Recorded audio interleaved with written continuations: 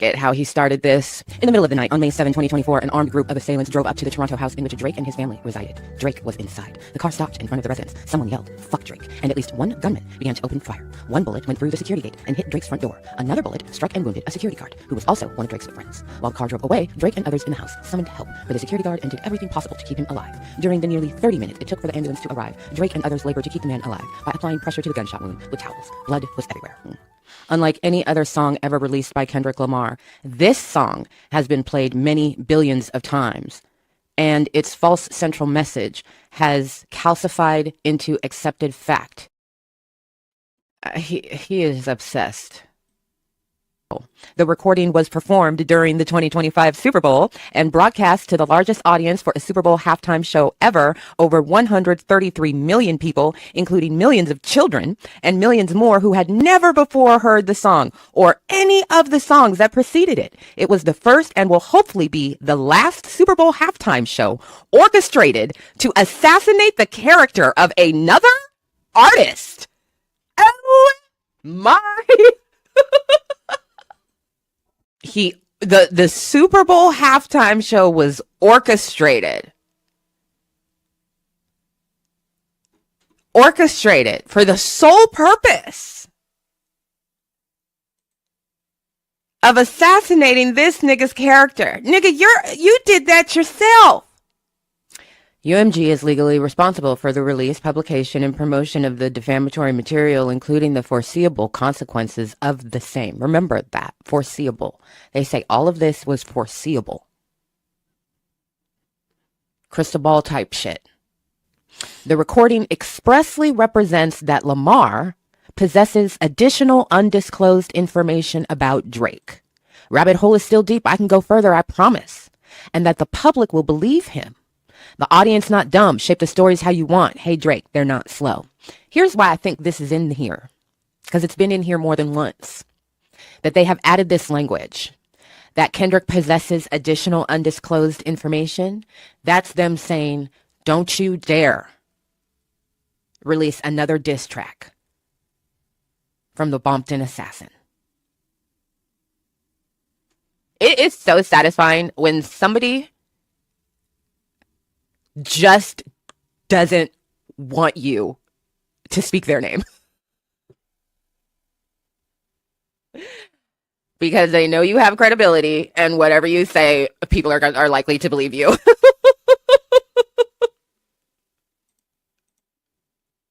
And he's just like, I don't want that nigga to say my name. Because people are going to believe it. I'm already fucked up as it is. You see what he did to me? So this is new. He's got Kendrick's YouTube.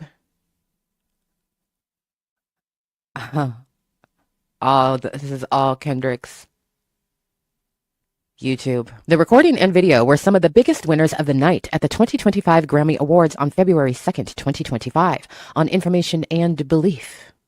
UMG conferred benefits and leveraged existing business relationships to secure Grammy nominations and eventually wins. After the recording won Record of the Year, Sir Grange high-fived and hugged Lamar's longtime executive producer and musical mentor, Audrey Young, known professionally as Dr. Dre, while the recording played. This nigga put Dr. Dre's name in a court document.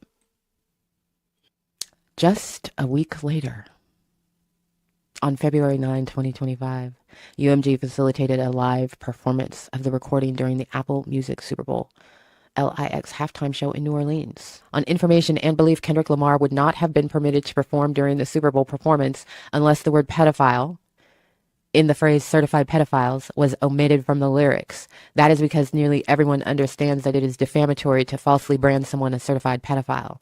On Information and Belief, the NFL, as well as the corporate entities responsible for the televised and streaming broadcasts of the Super Bowl performance, all understood the words certified pedophile to be unacceptable in a broadcast to millions of listeners. Notwithstanding that apparent consensus, UMG continues to publish the recording absent the censoring that even Kendrick Lamar deemed acceptable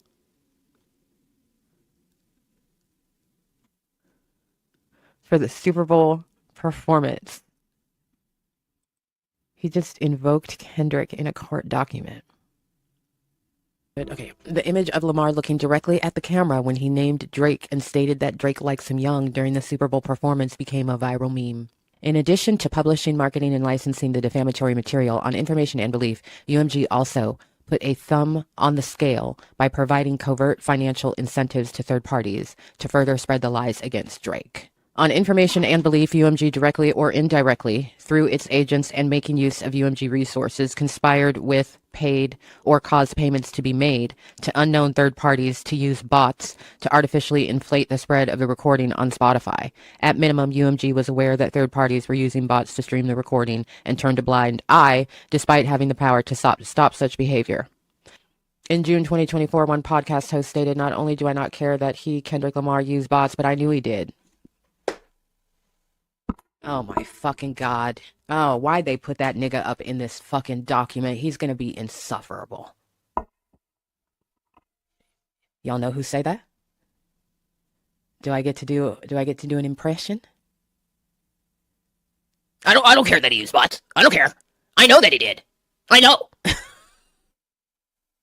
Reactors Kai Sanat, No Life Shaq, DJ Academics, I'm Dante, and John Denton have confirmed that UMG did not make efforts to copyright strike or otherwise demonetize their videos about the recording in the initial days following its release. What the fuck did I say? He was going to quote what you said after you realized you were in the lawsuit the first time. He was going to quote what you said in your video. UMG's conduct has also caused Drake physical and emotional harm, including alarm and annoyance. UMG's publication was the proximate cause of the violence against Drake in early May 2024 and the deluge of online hatred and threats. Following the physical violence in May 2024, Drake made lasting changes to his life, including increasing security for himself and his family anywhere they go. The overwhelming public commentary repeating the allegations against Drake, calling for intervention by the FBI and law enforcement, and spewing racist and hateful messages have caused Drake emotional distress, including in the forms of alarm and annoyance. People all over the world believe the statements and implications to be statements of fact. UMG knew when it initially published the recording that listeners would understand the defamatory material to convey the accusation that Drake is a pedophile. And following initial publication of the recording, UMG learned of the events at Drake's Toronto house, as well as the widespread hatred and vitriol inspired against Drake as a result of the defamatory material, all of which stem from the misconception that the accusations in the recording and video are true.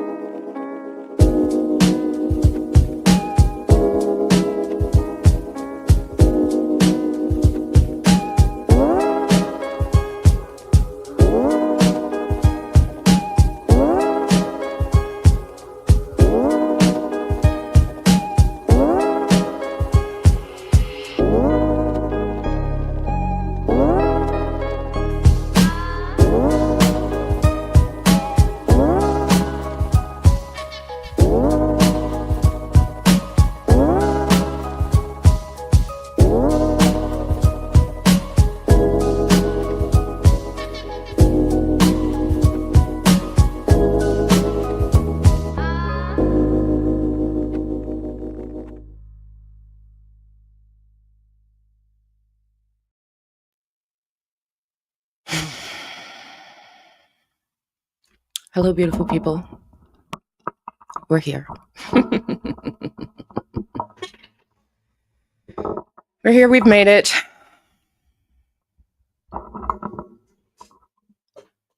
How are you?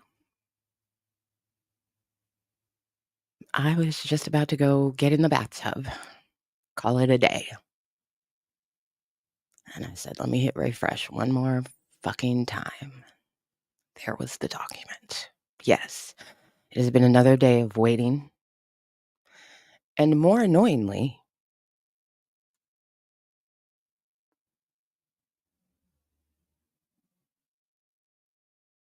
it took them almost 3 hours from the time they started uploading documents to the time they uploaded the document that we needed.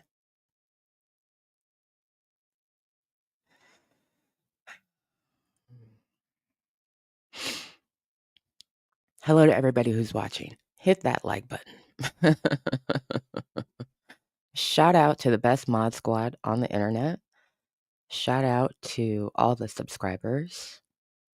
And shout out to all of the members on Patreon and YouTube. Special shout out to everybody who has snagged their copy of Bloodlines and Battle Rhymes, which is about this shit right here. Links are in the description if you're interested. So, 21 days ago, Drake filed his amended lawsuit.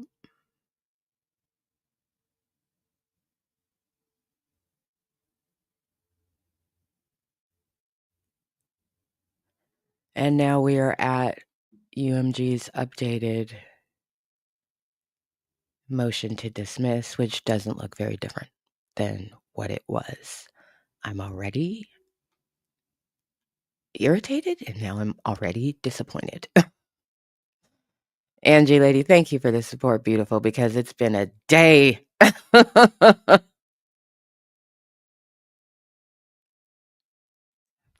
Fuck. Jesus. So whoever guessed that this filing, the end of yesterday's live, I said, for funsies, put in a time that you think they're going to drop this document, that they're going to file the document. Somebody said 6:16 Eastern. Did not say AM or PM. So the first document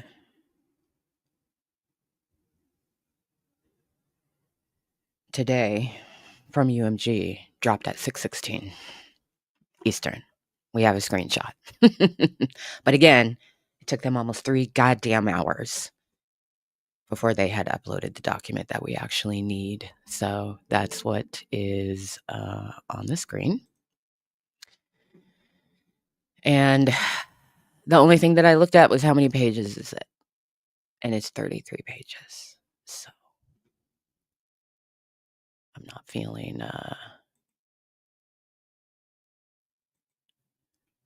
looking at something real quick. I'm not feeling very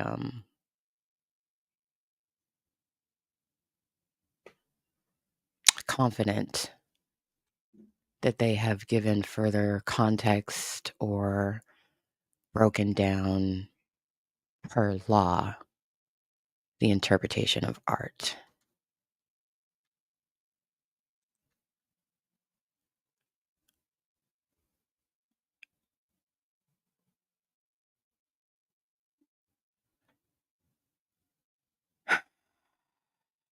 I haven't read it. I don't know. Literally got the document, put the live up. I didn't look at anything except for the page number count, and it's 33 pages. So I don't know. But looking at the table of contents, I think it looks pretty much the same, but we'll find out. I know that their motion is motion to dismiss for failure to state a claim. This is what they uploaded at 6:16 Eastern. Notice of motion and motion to dismiss. Oral argument requested.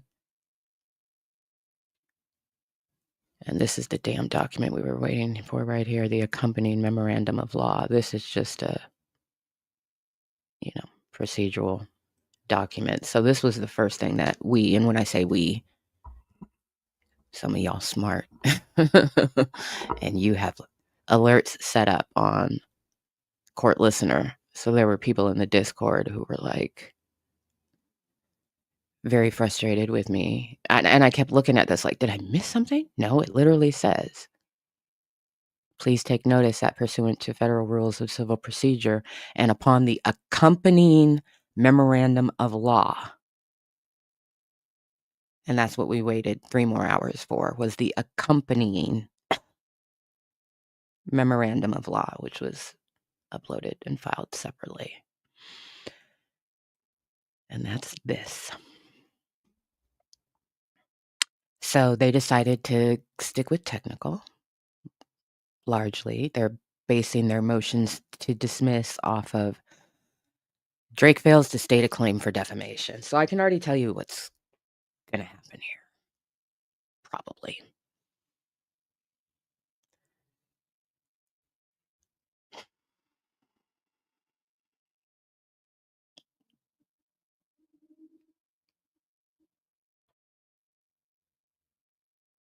If the judge agrees that technically in Drake's lawsuit, he technically failed to state a claim, it's legal, but it's technical.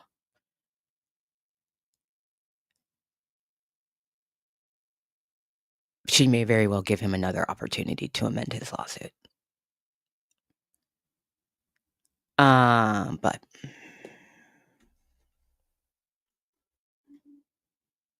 we'll find out. Drake's response to this document will be on May 28th. So 3 weeks from today, Drake is slated to respond to what it is that we're about to look at. And I'm just trying to skip through. They've got 5 or 6 pages of case law.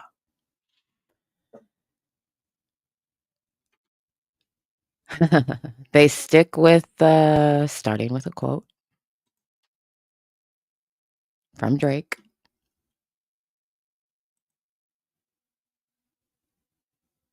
Yeah, I want it all. That's why I strive for it. Diss me, you'll never hear a reply for it. Drake, successful. I study rap battles for a living. Drake, one of the most successful recording artists of all time, lost a rap battle against fellow artist Kendrick Lamar that Drake provoked and in which he willingly participated. Instead of accepting the loss like the unbothered rap artist he often claims to be, he sued his own record label in a meritless attempt to salve his wounds. On March 17, 2025, UMG moved to dismiss Drake's complaint. Rather than attempt to defend his original complaint, Drake filed an amended complaint in which he removed obviously false factual allegations, but added multiple allegations about Lamar's live performance of a version of the song Not Like Us at the Super Bowl LIX halftime show on February 9, 2025. Drake's new allegations are astonishing. As Drake concedes, Lamar's Super Bowl performance did not include the lyric that Drake or his associates are certified pedophiles. The focus of Drake's new claim that the largest audience for a Super Bowl halftime show ever did not hear Lamar call Drake or his crew pedophiles betrays this case for what it is: Drake's attack on the commercial and creative success of the rap artist who defeated him, rather than the content of Lamar's lyrics. The amended complaint is without merit and should be dismissed with prejudice. I repeat, because this is new.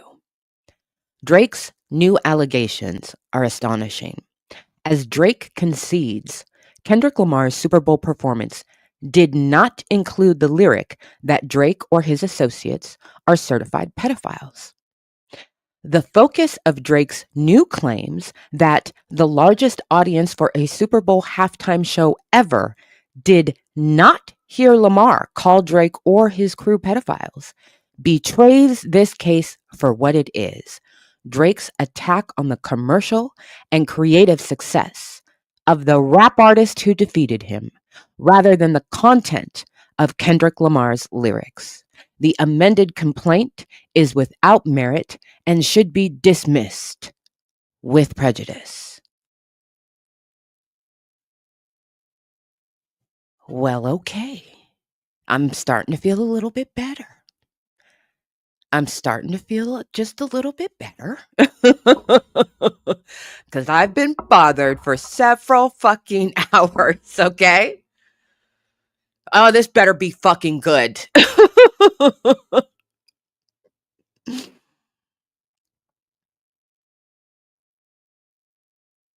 I do like that, though. I love the fundamentals of the focus of Drake's new claim that the largest audience for a Super Bowl halftime show ever did not hear Kendrick Lamar call Drake or his crew pedophiles. And what did he say in his amended lawsuit? These people had never heard the song before, so they've never heard you be called a pedophile. They didn't hear it that day because he didn't perform it that way. Totally undercuts your legal argument. On defamation, not necessarily on Payola, because remember, he says that the Super Bowl halftime show was part of a scheme. It was orchestrated to destroy his career.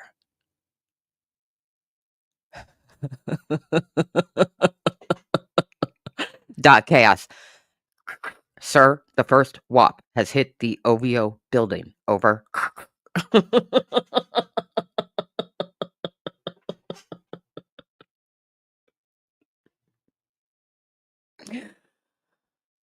All right. Okay. We're getting somewhere. Okay. We're getting somewhere.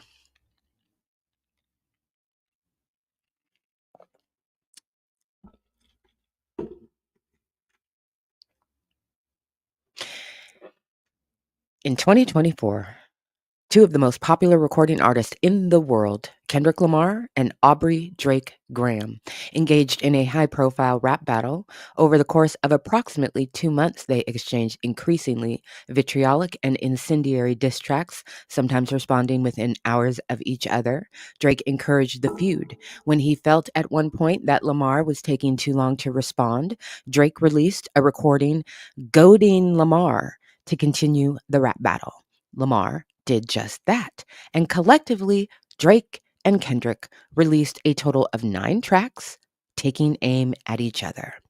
Not Like Us, the penultimate track in the feud, is the subject of Drake's complaint. The recording was released by Lamar through defendant UMG on May 4, 2024. A glorious day indeed. Check out the live stream from our 1-year anniversary. We had a bunch of wonderful guests and was a massive success. The recording was the best-selling rap recording of 2024 and has become a ubiquitous cultural phenomenon. Like all of the recordings in the feud and like the many notorious diss tracks throughout rap's history, Not Like Us consists of a series of hyperbolic insults. Drake was pleased to use UMG's platform to promote tracks leveling similarly incendiary attacks at Lamar, including that Lamar engaged in domestic abuse and that one of Lamar's managers is the true father of Lamar's son. But now, after losing the rap battle, Drake claims that Not Like Us is defamatory. It is not. While the complaint focuses almost entirely on Not Like Us, it disregards the other diss tracks that surrounded Not Like Us, as well as the diss track genre, and thus critically ignores the context of the dispute. Assessed in context, as it must be, Not Like Us conveys non-actionable opinion and rhetorical hyperbole. Indeed, diss tracks are a popular and celebrated art form centered around outrageous insults, and they would be chilled if Drake's suit were permitted to proceed. Drake also alleges that Not Like Us consists of second-degree harassment, but sues under a criminal statute that has no private right of action and does not prescribe speech. Finally, Drake claims that UMG's promotion of Not Like Us violates New York general business law, but fails to allege any of the elements of that claim. Less than 3 years ago, Drake himself signed a public petition criticizing the trend of prosecutors using artist creative expression against them by treating rap lyrics as literal fact. Drake was right then and is wrong now. The complainant's claims against UMG are no more than Drake's attempt to save face for his unsuccessful rap battle with Kendrick Lamar. The court should dismiss the amended complaint with prejudice.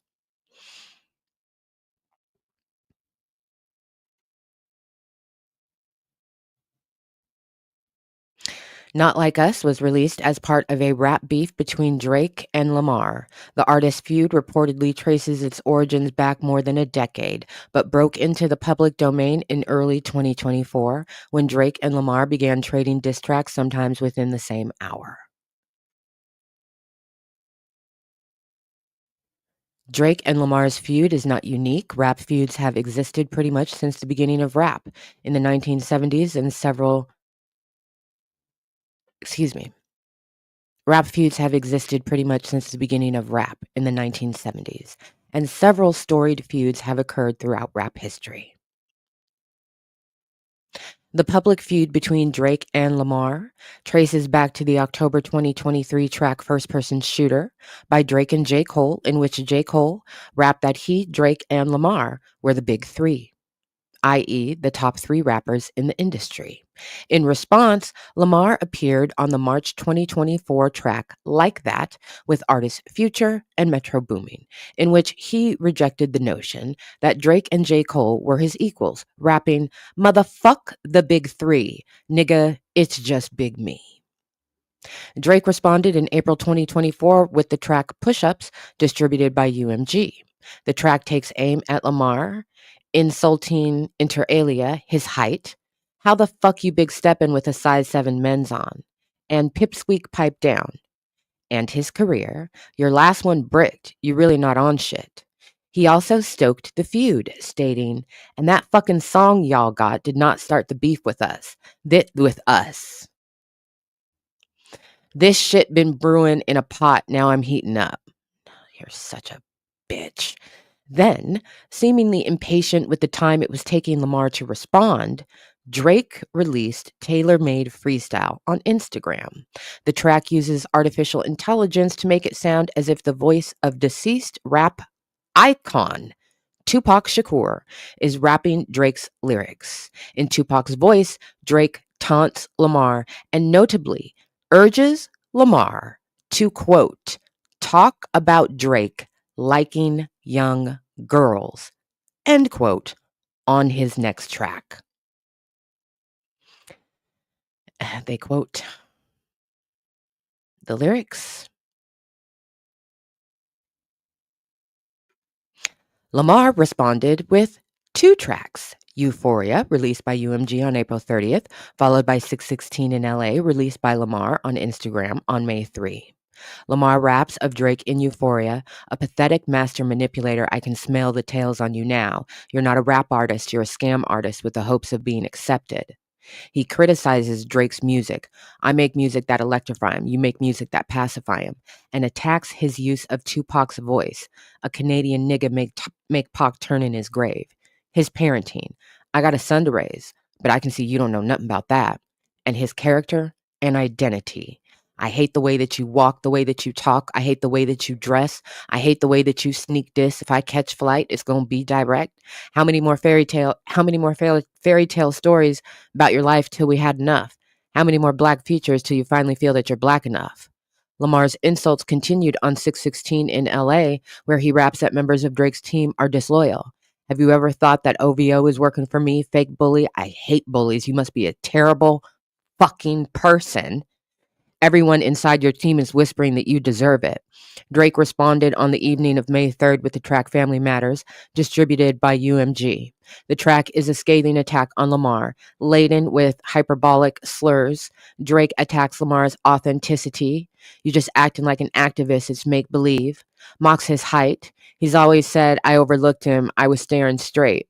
These bars go over Kenny head no matter what I say." States that Lamar cheats on his fiancée. "Why did you move to New York? Is it because you live in that bachelor life, proposed in 2015, but don't want to make her your actual wife? I'm guessing this wedding ain't happening right, because we know the girls that you actually like. Your darkest secrets are coming to light."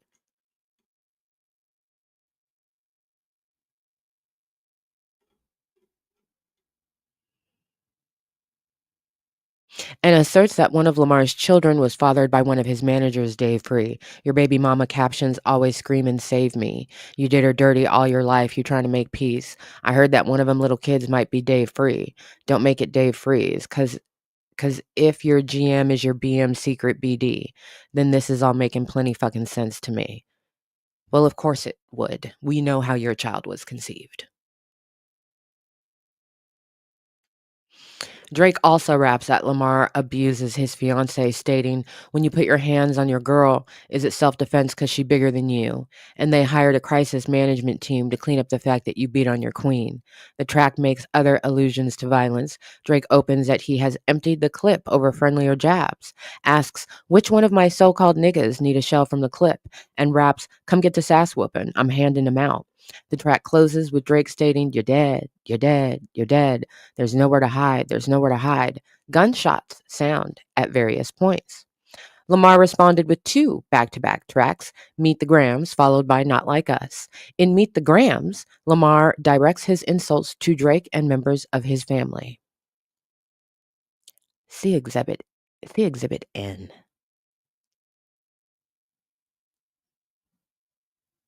Lyrics for Meet the Grams. Exhibit N. N is in Nancy. You can't get away from it, Drake. Okay? Not Like Us was released on May 4. Like the diss tracks before it, Not Like Us consists of hyperbolic insults. Lamar calls Drake names. "Why you trolling like a bitch? Ain't you tired?" And "It was God's plan to show y'all the liar." He mocks Drake's brand. "What OVO for? The other vaginal option? Pussy." And "What is the owl? Bird niggas and bird bitches." Makes hyperbolic threats of violence. "You think the Bay gonna let you disrespect Pac, nigga? I think that Oakland show gonna be your last stop, nigga." Attacks Drake's relationships, including alleging that Drake had relations with rapper Lil Wayne's girlfriend. Fucked on Wayne girl while he was in jail. That's conniving. And calls him a fucking colonizer, inferring Drake exploits other artists for financial benefit. Taking up Drake's invitation in tailor-made freestyle to talk about Drake liking young girls, Lamar also makes various statements referred to in the complaint, including, "Say Drake, I hear you like 'em young. You better not ever go to cell block 1. 20 bitch that talk to him and they in love, just make sure you hide your little sister from him. And why you trolling like a bitch? Ain't you tired? Trying to strike a chord. And it's probably A minor." He also raps, "And Baka got a weird case. Why is he around? Certified lover boy. Certified pedophiles." And states, "And your homeboy needs subpoena. That predator moving flocks. That name gotta be registered and placed on neighborhood watch." Drake responded the following day. There, Drake doubles down on his statement that one of Lamar's children was fathered by Mr. Free. Quote, "And why isn't Whitney denying all of the allegations? Why is she following Dave Free?" End quote. And like, if Dave really fucked your girl and got her pregnant, talk about breeding resentment. And reiterates his claim of domestic abuse. "I don't want to fight with a woman beater. It feeds your nature." Drake states that he expected the alleged defamatory statements in Not Like Us. "This Epstein Angle was the shit I expected. TikTok videos you collected and dissected." And denies them. "Only fucking with Whitney's, not Millie Bobby Brown's. I'd never look twice at no teenager."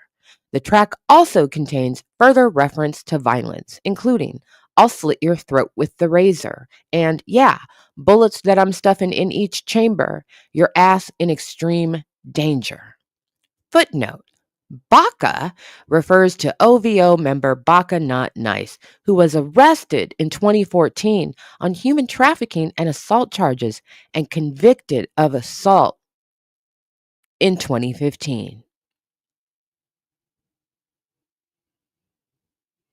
Lamar is widely perceived to have won the rap feud. Quotes.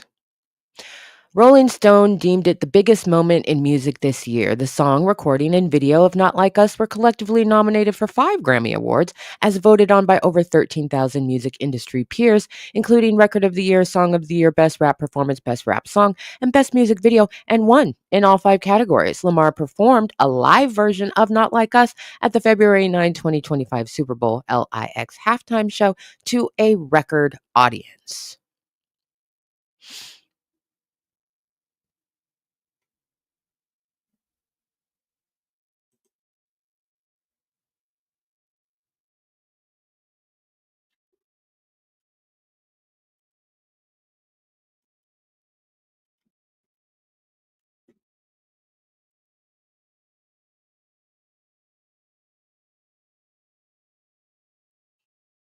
Exhibit N, as in Nancy.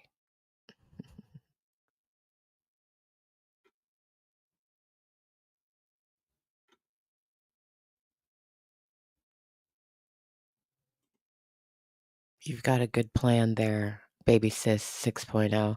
Drake should just drop this suit in lieu of getting out of his contract with UMG and then move to an island in Micronesia. I think that's fantastic. I've been saying that for a while. You're smart. So here they're getting into the legal standard. A complaint must plead enough facts to state a claim to relief that is plausible on its face. So just bear with me if I don't flow through this, because there's a lot of citations and I'm going to try and skip those. And just there's citations in the paragraph and I'm going to try and skip those and just stick to what it is that they're actually saying. A complaint must plead enough facts to state a claim to relief that is plausible on its face. The court can credit only well-pleaded, non-conclusory factual allegations. In certain circumstances, the court may permissibly consider documents other than the complaint in ruling in a motion, including documents incorporated into the complaint by reference, and matters of which a court may take judicial notice, including the fact that press coverage contained certain information. In particular, courts will take judicial notice of documents that provide necessary context for a defamation claim. Footnote, Drake contends that the decision not to include the word pedophiles as used in the phrase certified pedophiles in Lamar's Super Bowl performance could only reflect that the language is defamatory, but this ignores any number of other explanations for the decision, such as threats by Drake of additional meritless litigation. Okay.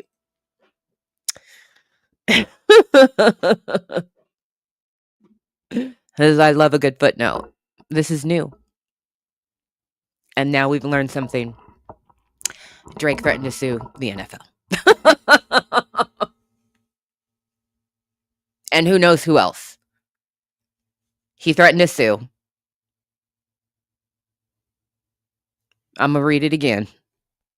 Drake contends, and he did. I said this. If you were at the beginning of this live, you saw a little supercut of the highlights or what the fuck moments of me reading Drake's revised lawsuit. And in that section, he invokes Kendrick, which is a choice. But he does say, clearly they did not say the words certified pedophile at the Super Bowl because Kendrick and everybody else understood that it was defamatory and completely unacceptable to say that. And in this footnote 5, UMG's lawyers say, Drake contends that the decision not to include the word pedophiles as used in the phrase certified pedophiles in Lamar's Super Bowl performance could only reflect that the language is defamatory. But this ignores any number of other explanations for the decision, such as threats by Drake of additional meritless litigation.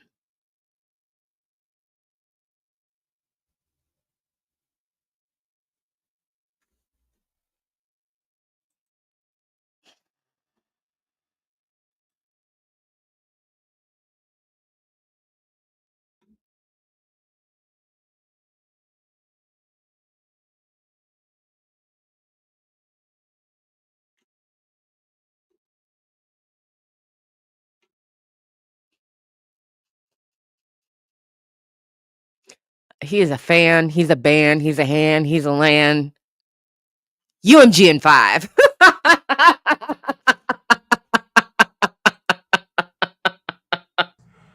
I study rap battles for a living. High five. I'm bulletproof.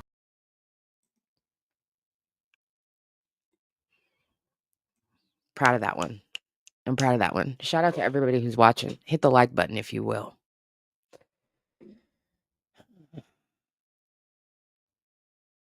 Drake contends that the decision not to include the word pedophiles in Lamar's Super Bowl performance could only reflect that the language is defamatory.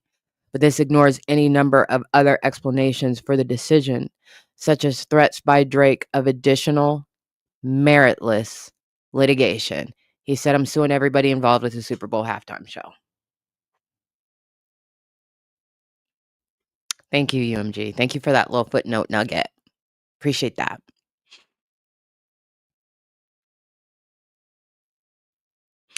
There is particular value in resolving defamation claims at the pleading stage. It's where we are right now, so as not to protract litigation through discovery and trial and thereby chill the exercise of constitutionally protected freedoms. In defamation cases, Rule 12b-6 not only protects against the cost of meritless litigation, but provides assurance to those exercising their First Amendment rights that doing so will not needlessly become prohibitively expensive.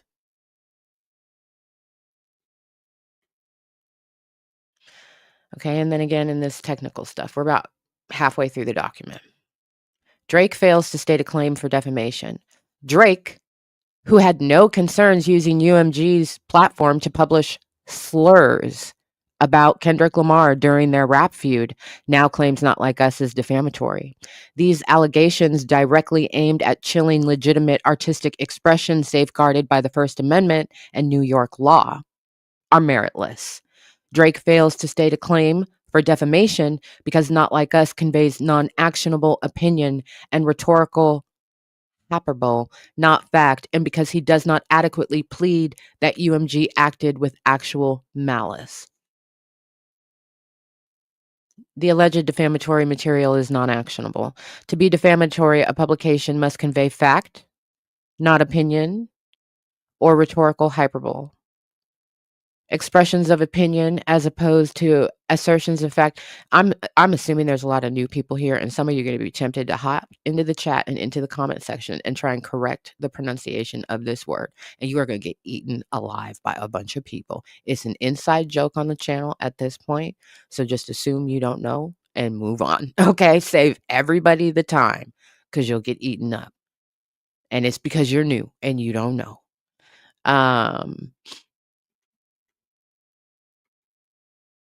So anyway, to be defamatory, a publication must convey fact, not opinion, or rhetorical hyperbole. Expressions of opinion, as opposed to assertions of fact, are deemed privileged and, no matter how offensive, cannot be the subject of an action for defamation. Drake claims this lawsuit is not about the artist who created Not Like Us. Nonsense. Although this lawsuit is baseless against any target, it is plainly about Kendrick Lamar. Drake's repeated insistence to the contrary merely betrays his recognition that his true battle was and is with Kendrick Lamar. Let me turn this light on so we'll see if it'll even out.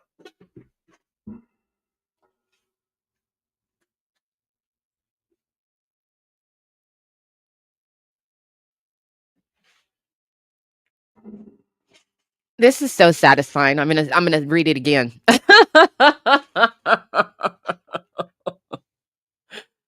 It's so satisfying. I'm just gonna read that again. Drake claims this lawsuit is not about the artist who created Not Like Us. Nonsense. Although this lawsuit is baseless against any target, it is plainly about Kendrick Lamar. Drake's repeated insistence to the contrary merely betrays his recognition that his true battle was.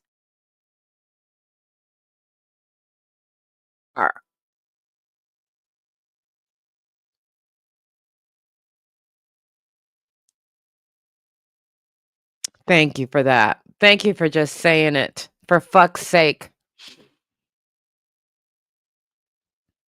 Oh, okay. Whether a statement conveys fact or opinion is a question of law for the court.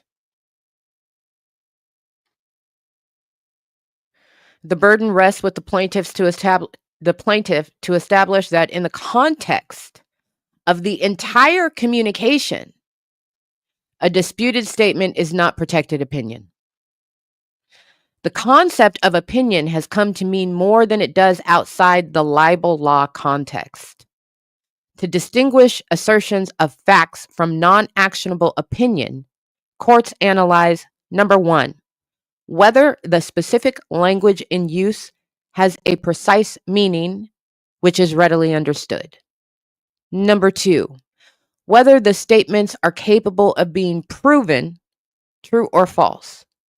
And number three, whether either the full context of the communication in which the statement appears or the broader social context and surrounding circumstances are such as to signal readers or listeners that what is being read or heard is likely to be opinion, not fact. At its crux, the question for the court to resolve as a matter of law is what an objective, reasonable person hearing the statement would take it to mean. Okay.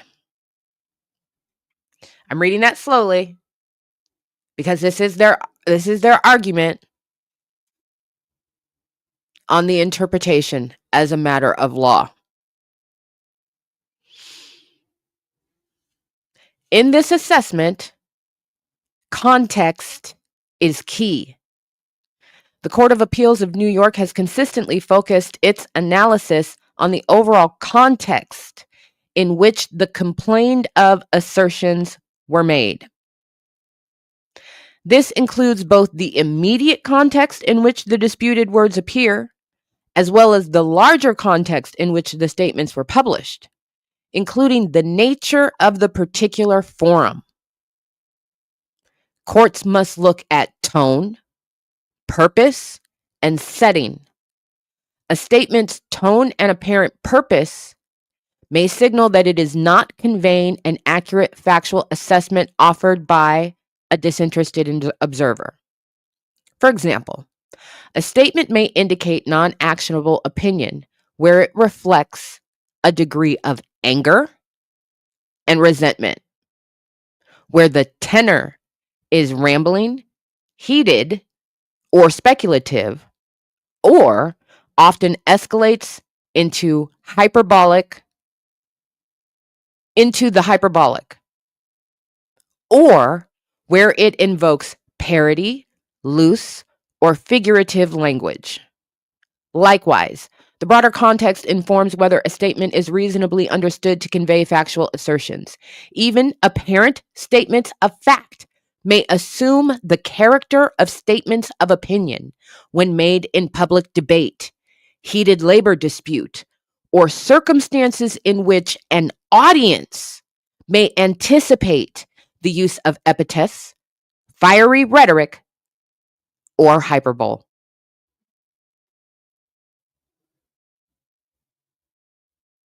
Case law. Scanning. New York courts routinely hold that tone and context render allegedly defamatory publications non-actionable.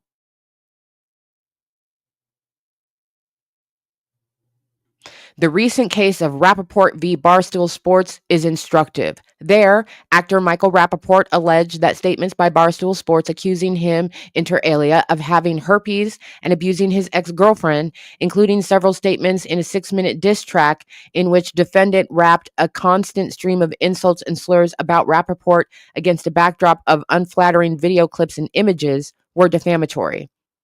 The district court rejected the claim as a matter of law.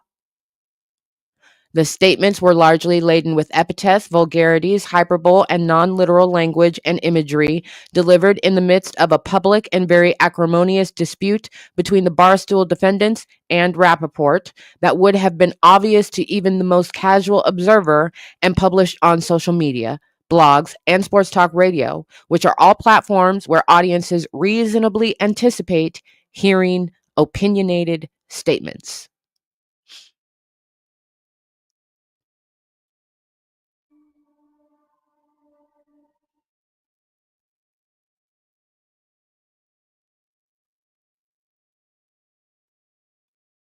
Footnote is what I'm looking at.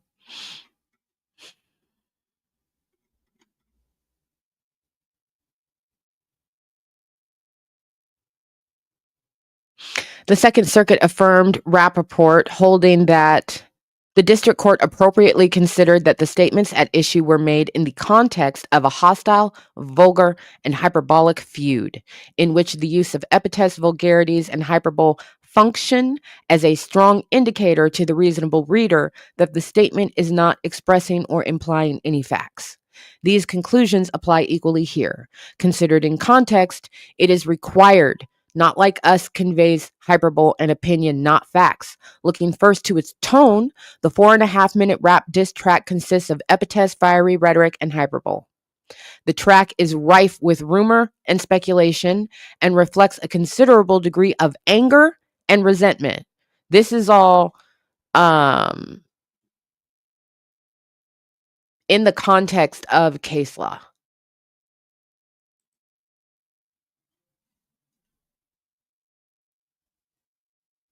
So in everything that they're saying here, they're citing previous case law.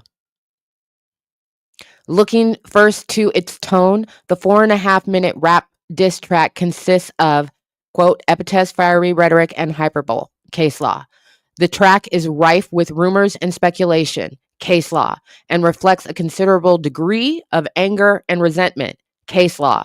These lyrics are loose and figurative, case law. Rambling and heated, case law. And exaggerated vitriolic words pervade the recording to attack all aspects of Drake's life, including his career, brand, relationships, and character, case law.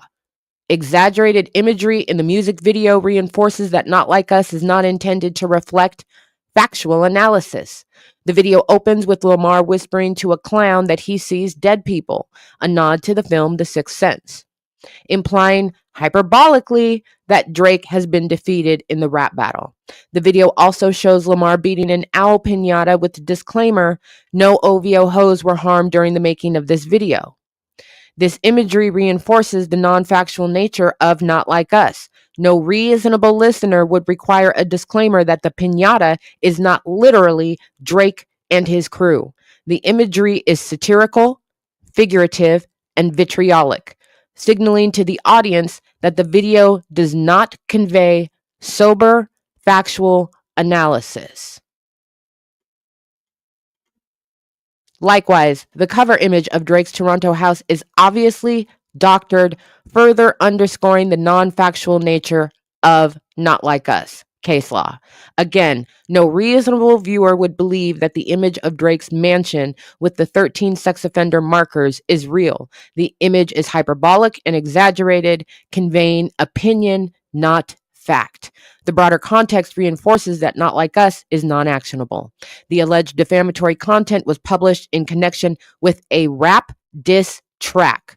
Hardly a forum that a reasonable person would expect to convey rigorous, factual content.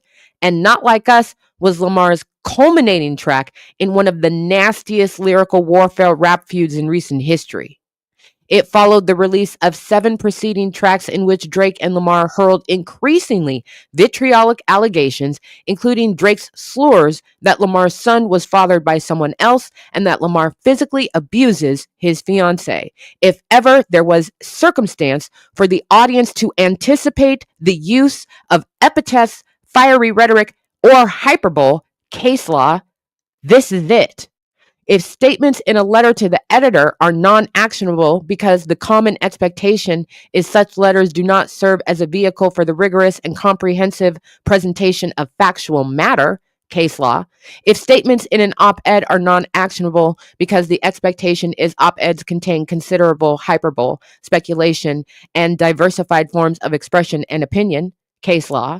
And if statements at a public hearing are non-actionable because attendees expect to hear vigorous expressions of personal opinion at such events, case law, it defies reason to suggest that statements made in a rap diss track convey anything but non-actionable opinion rather than an accurate factual assessment offered by a disinterested observer.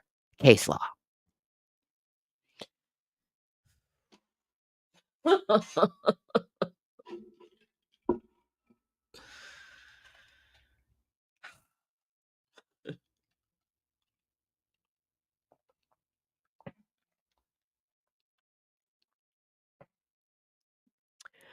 Shout out to everybody who's watching. Hit the like button.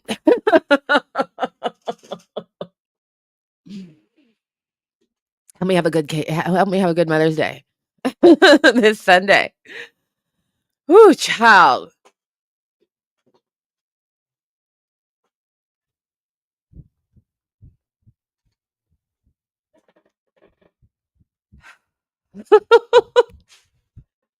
Just, like, for real. Give me a second. I was focused as fuck on that. Whew. Good God. Okay. In a strained attempt to justify his claim, Drake points to a selection of cherry-picked anonymous online comments, which he says evidence that the average listener or viewer has understood Not Like Us to reflect factual assertions about Drake rather than art or hyperbole. This argument is easily dismissed. As discussed, the assessment of whether an impugned statement is non-actionable opinion is a question of law for the court based on an objective, reasonable, or average person standard. Case law. The subjective opinions of a handful of people do not factor in, particularly where, as here, they are found in anonymous online comments, which are notoriously unreliable. Case law.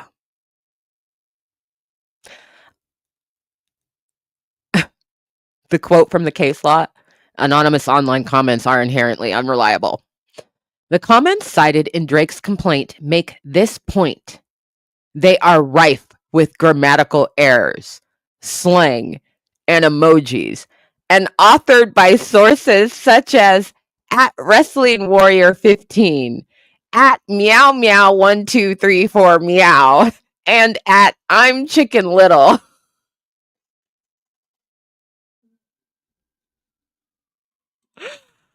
Oh shit.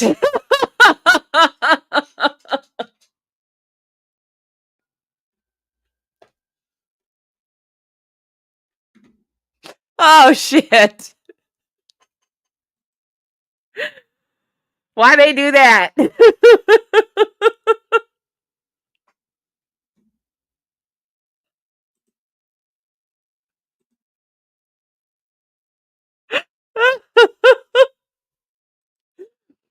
We're making it worth our time. That's what we're doing. We're staying informed, knowledgeable. You know why? Because here, we don't underestimate stupid people with plans. We don't do that. At MeowMeow 1234 meow. Princey. Princey, get in here right now.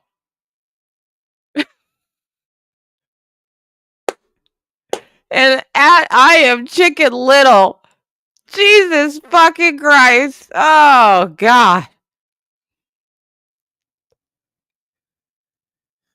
Oh, God. Oh, God. Oh, God.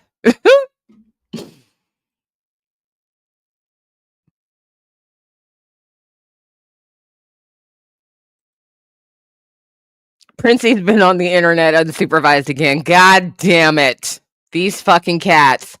Notably, Rappaport unsuccessfully advanced the same argument. On appeal, he argued that the district court incorrectly overlooked evidence that Barstool audience interpreted the alleged defamatory statement as true, on the basis that Rappaport's podcast received thousands of negative statements in the aftermath of Barstool's campaign, including comments repeating and expanding on the challenged statements. The Second Circuit denied the argument out of hand after holding that the publication at issue constituted non-actionable opinion. The court concluded that it had considered Rappaport's remaining arguments and find them to be without merit. For this reason, courts consistently hold that online comments are opinion, not fact, as the culture of internet communications has been characterized as encouraging a freewheeling, anything goes writing style, such that readers give less credence to allegedly defamatory remarks published on the internet than to similar remarks made in other contexts. Case law. Ooh, this is new and sexy and a strong one, and I like it. I like it because Drake is asserting that all of those comments that he included in his lawsuit, those 125 TikTok links and this, that, and the other, of people saying this, that, and the other about Drake because those people interpreted the art literally, they are coming back with a case law argument about the opinions of people online and pointing out not only has this been decided, it's been decided on appeal and upheld by a higher court. Courts consistently hold that online comments are opinion, not fact, because the culture of internet communications has been characterized as encouraging a freewheeling, anything goes writing style, such that readers give less credence to allegedly defamatory remarks published on the internet than to similar remarks made in other contexts.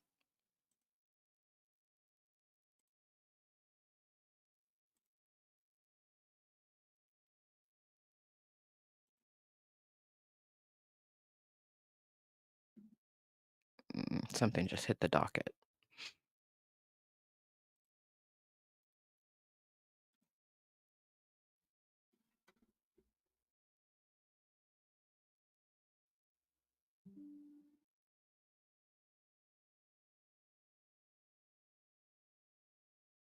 Notice of request for judicial notice in support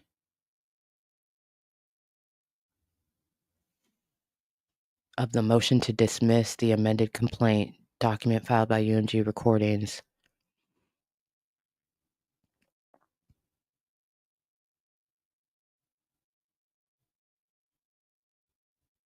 Okay, I'll have to come back to that. Something with a lot of attachments just hit the docket in this case.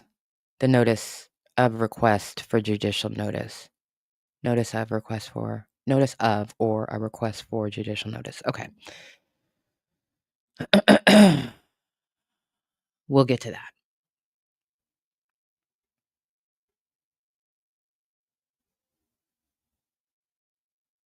Okay. Drake also claims that the lyrics of Not Like Us imply that they are based on additional facts not disclosed to the listener. Rabbit hole still deep, right? We know that Drake is really freaked out about that because in his amended lawsuit, he mentions several times, which he did not in his original lawsuit. In his amended lawsuit, he mentions several times that Kendrick alludes to having additional information about him.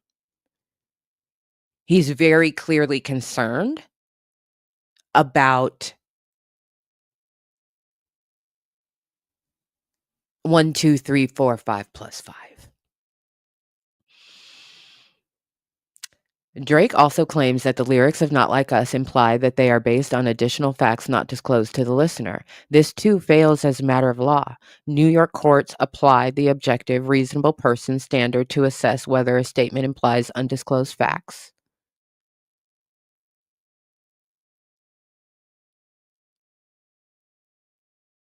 The court's essential task is to decide whether the words complained of, considered in the context of the entire communication and of the circumstances in which they were spoken or written, may be reasonably understood as implying the assertion of undisclosed facts justifying the opinion.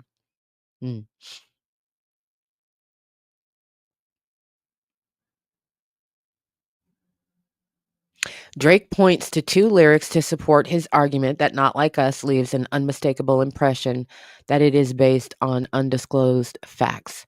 Say, Drake, I hear you like I'm young, and rabbit hole is still deep. I can go further, I promise. These statements cannot be reasonably understood as conveying undisclosed facts. Man, the fundamentals. When people dismiss you in conversation, that's semantics. No, it's specificity of language. And they just routed Drake's lawyers through their own specificity of language. He didn't convey any undisclosed facts. So you can't complain about that. Drake's claim as to the first lyric is particularly stunning. As noted above, Drake himself goaded Lamar. I love how they italicize for emphasis for the judge, because that's all they can do. They can't do Josh Johnson's Your Honor. They can just italicize some shit. Drake himself goaded Lamar to talk about Drake liking young girls. That's what italicized means from these lawyers. That's these lawyers doing this.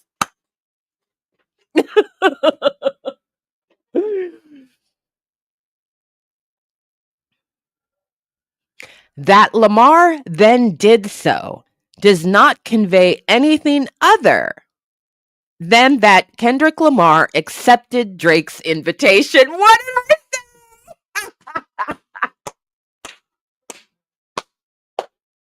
That is literally exactly what I said when I read UMG's first motion to dismiss. Drake said, be my guest. And Kendrick said, okay, nigga. Since you invited me. I just love it when this happens. It's so satisfying.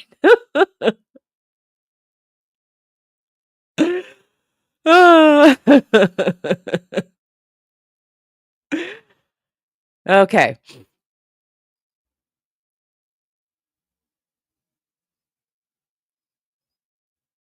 That Lamar then did so does not convey anything other than that Kendrick Lamar accepted Drake's invitation. In all events, the statements are too vague to support the weight that Drake gives them, as they have no precise meaning which is readily understood. More fundamentally, for the reasons of tone and context already discussed, these rhetorical statements fail to imply any factual basis for the lyrics in Not Like Us. Although 2 statements may cross the line into becoming potentially actionable mixed opinions, they did not imply undisclosed facts where they could be reasonably understood as part of a tasteless effort to lampoon, because they were made in circumstances where an audience may anticipate the use of epithets, fiery rhetoric, or hyperbole. And goddamn, were y'all anticipating some shit. We all were anticipating some shit. Shit. I didn't even have to get to Family Matters. I didn't even have to get there. Taylor Made, I was like, he's going to end this nigga. You going to take the voice of a West Coast rap god to mock? Oh, he's going to end this nigga.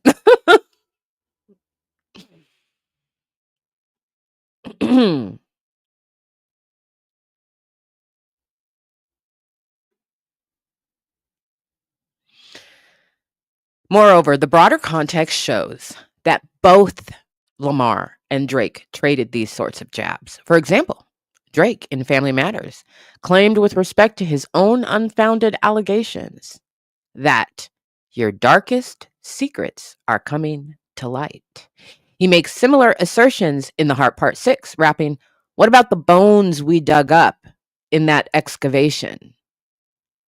For all these reasons, a reasonable person would not interpret these lyrics as conveying undisclosed facts, but would understand them for what they are: saber, saber rattling in a rap battle. Oh, that's a couple footnotes. Indeed, to the extent rabbit hole has any understood meaning, it does not imply undisclosed facts, but rather pursuing a known piece of information. Alice followed the rabbit down the hole to Wonderland, and in that sense implies Lamar is referring to well-known rumors regarding Drake's relationships with minors.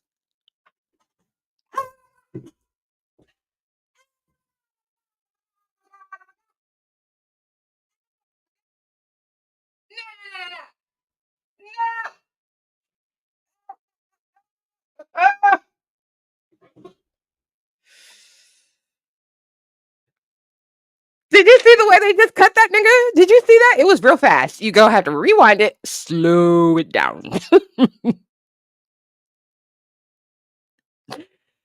Slow it down.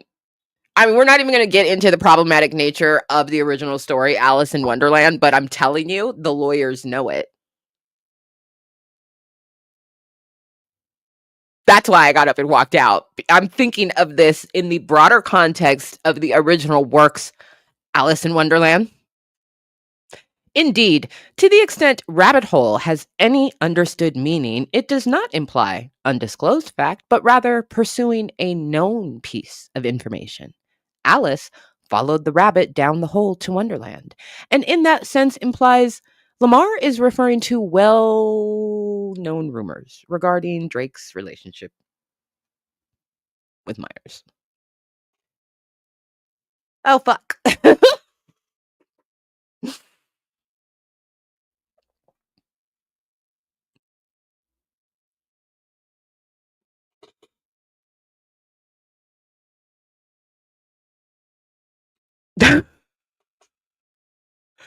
They didn't even put, they just did the release. You know, the thumb release. They didn't even pull. They didn't even pull. They just did the thumb release and Drake fell into two pieces on the ground. Holy shit.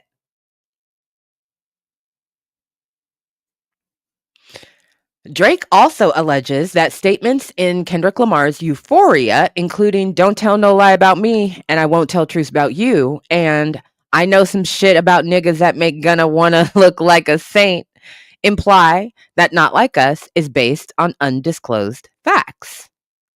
For the same reasons discussed above, this argument fails both in light of the rhetorical hyperbole of the artist's rap battle and because there is no connection drawn between these lyrics and the statements in Not Like Us. I'm still stuck on footnote number 11, y'all. Footnote number 11 got me fucked up. Oh god, it's not as lethal as Fondled.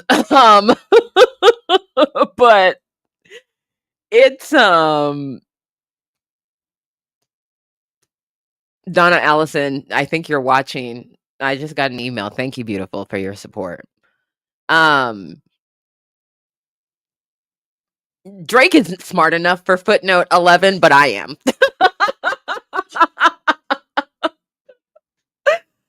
Oh god, okay. Drake's argument also fails because the statements in Not Like Us relate to controversies that are widely known and that Drake himself acknowledged and perpetuated. Oh, Jesus. Oh, Jesus.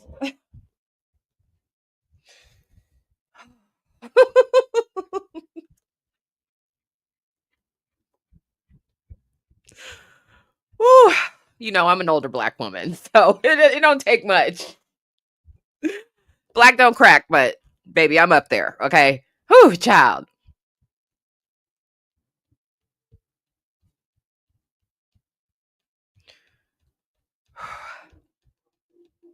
Okay. All right, here we go. Drake's argument also fails because the statements in Not Like Us relate to controversies that are widely known and that italicized, Drake himself acknowledged and perpetuated is nasty work. Nasty, nasty, nasty work.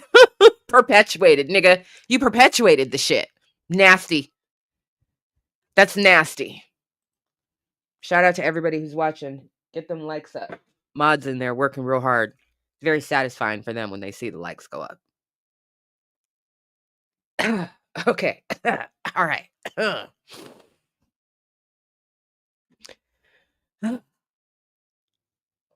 Something in my eye. Sorry. And now I got something on my lens.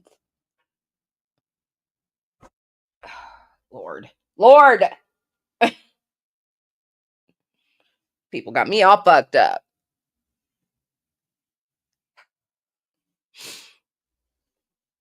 I don't need smelling salts. I need cool, ice cold air. I'm a woman of a certain age. Anyway, okay. Drake's arguments also fail because the statements in Not Like Us relate to controversies that are widely known and that Drake himself acknowledged and perpetuated. Oh, dear God.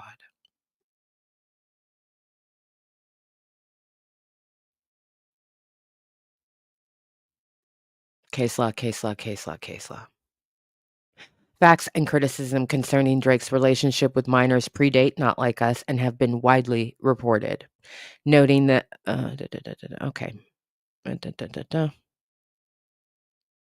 In The Heart Part 6, Drake also affirmed that he understood Lamar's statements in Not Like Us to refer to the Millie Bobby Brown controversy, stating, "This Epstein angle was the shit I expected, and only fucking with Whitney's, not Millie Bobby Brown's. I'd never look twice at no teenager."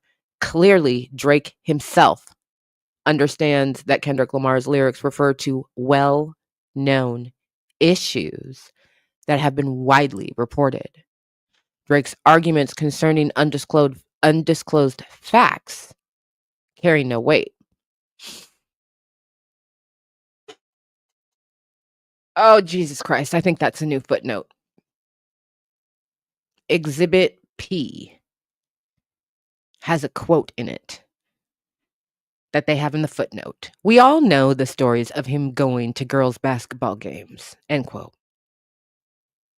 Quote, "There are some things that we've seen and heard over the years. It's kind of wild that this has been in the atmosphere for some time, but no one has previously called Drake out in this way," end quote.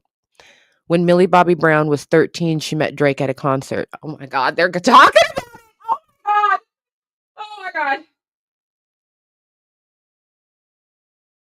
Oh God. They didn't get into any detail last time.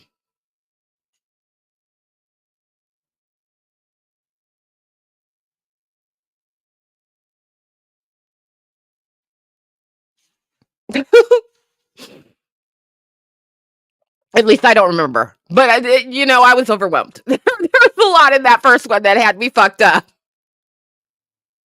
Okay.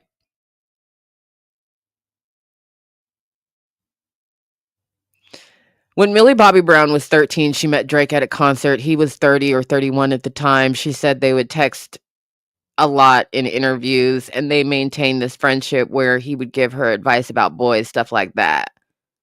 This was spoken about in interviews. Exhibit J.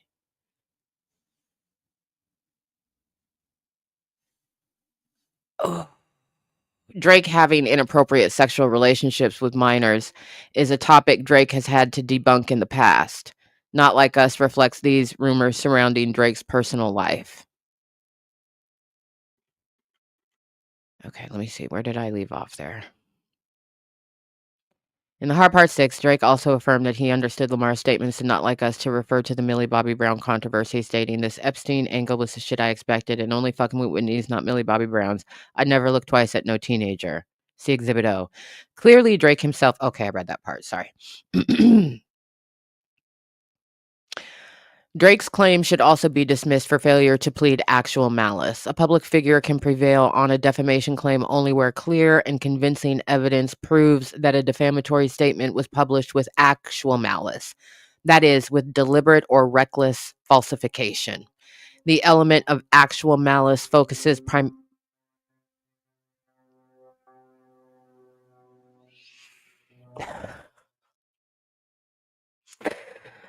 sorry about that.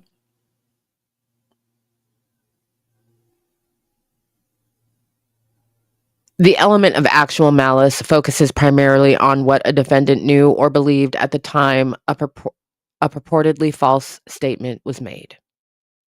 Because UMG is a corporation, Drake must also plead specific allegations that individuals at UMG acted with actual malice at the time they participated in the publication of the statement in question. Drake does not and cannot plead that any specific person acted with actual malice. His defamation claim fails for this reason as well.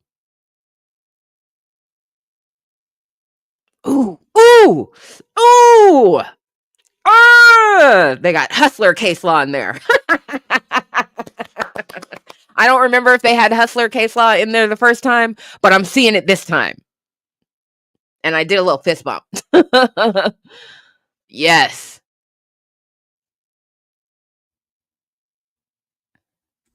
If you know, you know. If you don't know, I don't know what to tell you.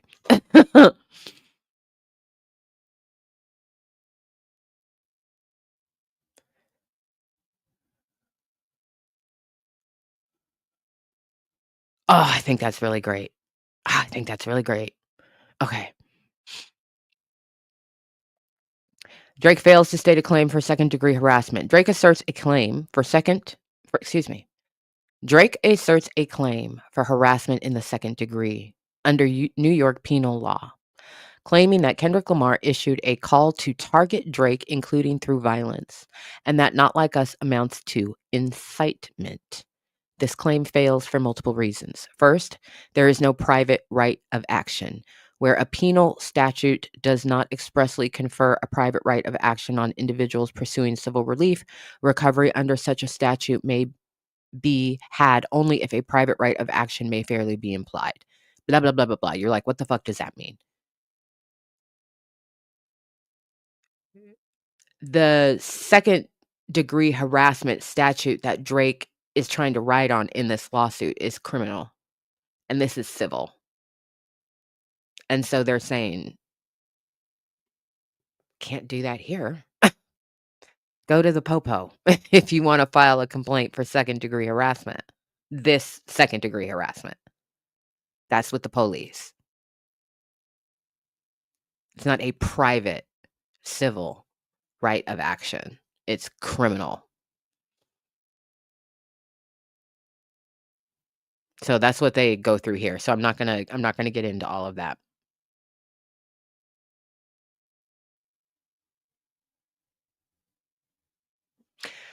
Drake's harassment claim fails for other reasons. The statute requires that UMG act with intent to harass,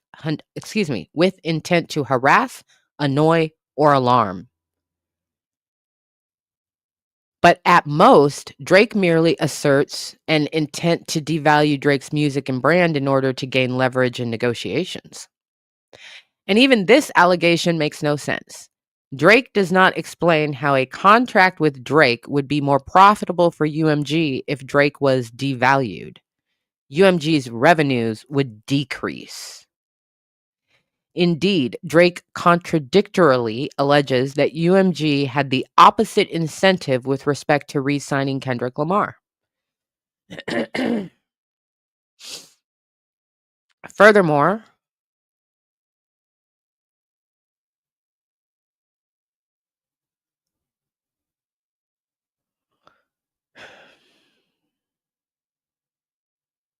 Drake's claim also cannot meet the constitutional test for incitement, as in incitement to violence, which requires that the speech at issue be both intended to produce and likely to produce imminent disorder. Drake nowhere alleges that UMG intended to cause violence against him, nor are the lyrics of Not Like Us likely to produce imminent, lawless action. And while Drake attempts to contort violent metaphors in the lyrics into incitement, hyperbolic and metaphorical language is par for the course in diss tracks.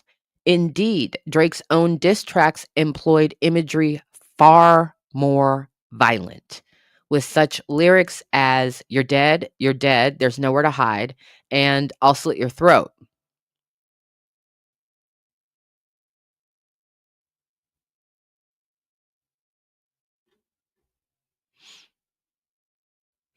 Finally, Drake fails to allege that UMG acted with no legitimate purpose in publishing and promoting Not Like Us. The phrase no legitimate purpose means the absence of a reason or justification to engage someone other than to hound, frighten, intimidate, or threaten. Here, Drake expressly alleges that UMG motives with respect to Not Like Us were financial. Drake fails to state a claim under New York general business law. Immediately after the release of Not Like Us, Drake started making baseless accusations that Kendrick Lamar was using surreptitious means. Took me a while. I had to work my way up to that word. Such as fake streams to make the song appear more popular than it was. Now, Drake has attempted to shoehorn his grievance into a New York general business law claim against UMG. Drake claims UMG made materially false and misleading representations about the recording's popularity to consumers without disclosing that it was covertly financially incentivizing third parties to play, stream, and promote the recording, including paying others to use bots to stream the recording. Drake cannot satisfy the elements of a general business law claim. First, Drake fails to plausibly allege a covert scheme. All of his allegations are on information and belief.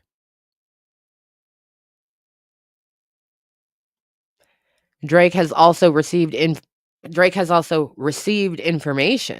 that UMG engaged in a classic pay-for-play scheme by paying to increase the airplay of the recording on the radio, but such allegations must be accompanied by a statement of the facts upon which the belief is founded and cannot rest on pure conjecture and speculation.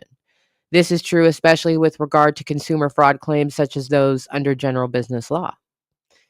After withdrawing his prior false allegations that UMG was accused on a podcast of paying to use bots to stream Not Like Us, Drake is now reduced to citing a different podcast host who claimed that Kendrick used bots so that a Drake record would have more dislikes than likes.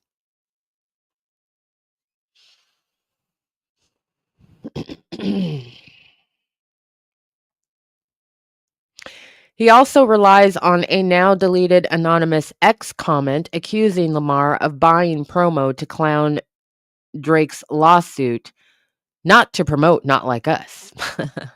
As well, another post claiming that UMG and Lamar used a bot streamer.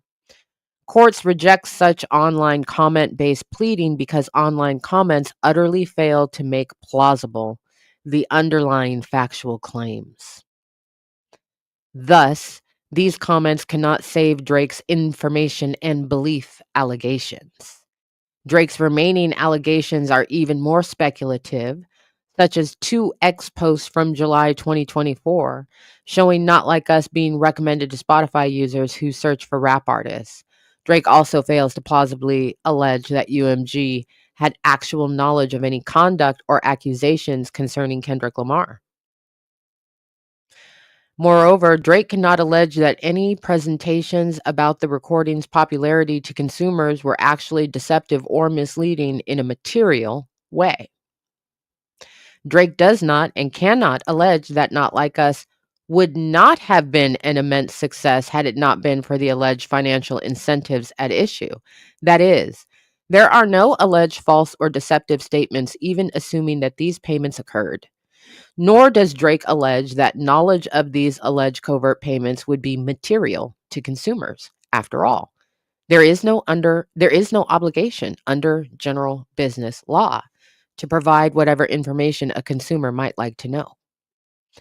Second, Drake's injury theory is that one, each time the recording was artificially streamed, Drake's songs received a disproportionate share from the pool of royalties collected based on streaming data. And two, every time the recording was played on the radio, Drake lost the opportunity for one of his songs to be played. But such far-fetched claims are not cognizable. The proposition that a Drake song would necessarily have been played instead of Not Like Us is pure speculation. I said the same fucking thing when I read that in his revised lawsuit. You arrogant motherfucker. Because there's nobody else's music to play on the planet except for Kendrick Lamar and Drake. That is absurdly ridiculous. It's embarrassing that you would have a lawyer fix their fucking fingers to type some shit like that. That is delusional.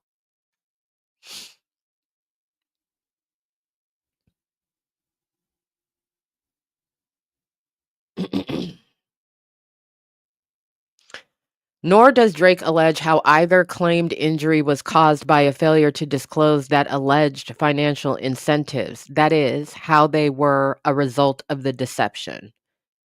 And in any event, Drake's general business law claim fails because he only alleges injuries that are indirect, i.e., injuries purely contingent on harm to third parties.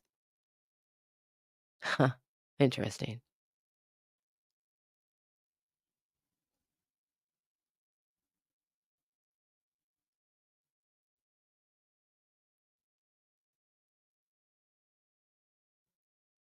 Oh, interesting. Okay. Well, they cut to that real quick. Here, under Drake's own telling, the injuries he suffered are contingent on others, streaming platforms or consumers, being deceived, which means that they are indirect and thus not compensable under Section 349. So what they're saying is Drake's general business law claim fails because he only alleges injuries that are indirect. So they're saying that if Drake's allegations are true, he's not the directly injured party. He only suffers harm if other people suffered direct harm.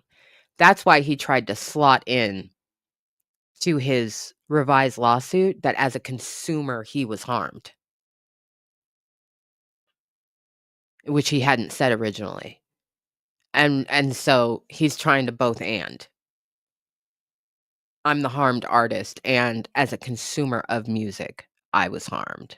And they're calling bullshit on that.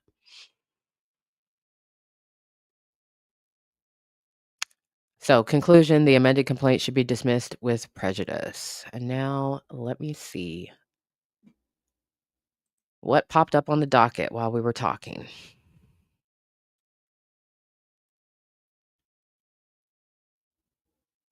No, hold on. I'm gonna buy this shit. Damn it.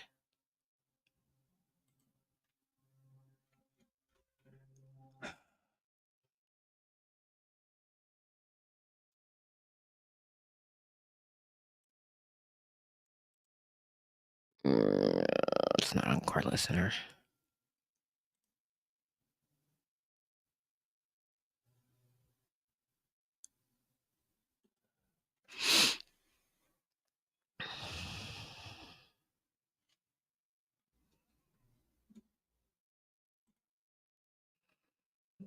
I don't have the foggiest idea what this is, quite honestly.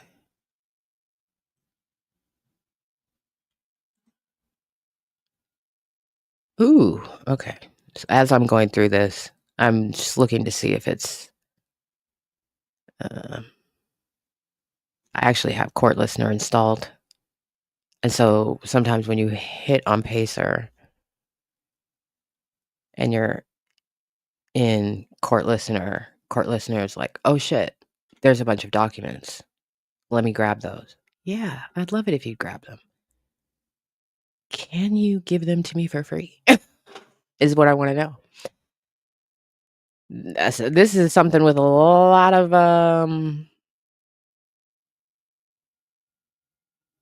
attachments to it. I don't think this is gonna upload to Pace. I mean to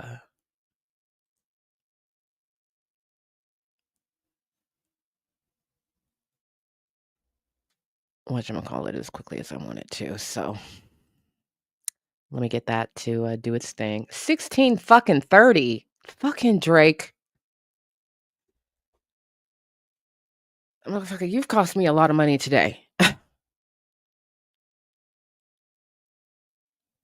163 goddamn pages.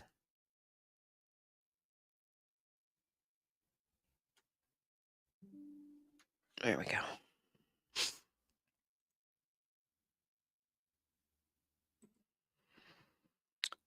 Extract.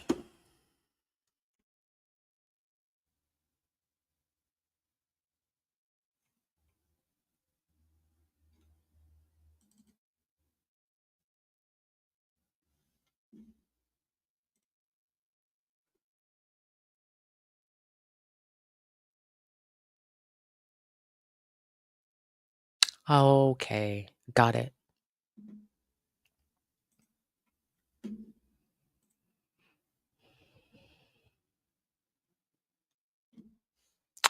Judicial notice. This is what popped up while I was reading the other document. Request for judicial notice in support of defendant UMG Recordings, Inc. Motion to dismiss the amended complaint. Pursuant to federal rule of evidence, defendant UMG Recordings respectfully requests in connection with its concurrently filed motion to dismiss plaintiff's amended complaint that the court take judicial notice of the following. Exhibit A, which is a true and correct copy of a public petition entitled See Art on Trial, Protect Black Art, signed by plaintiff Aubrey Drake Graham. Exhibit B, transcript of the NPR podcast released entitled Pop Culture Happy Hour. Exhibit C, New York Times. Exhibit D, Drake's lyrics back to back. Exhibit E, Duppy Freestyle. Exhibit F. Oh, they're dragging him.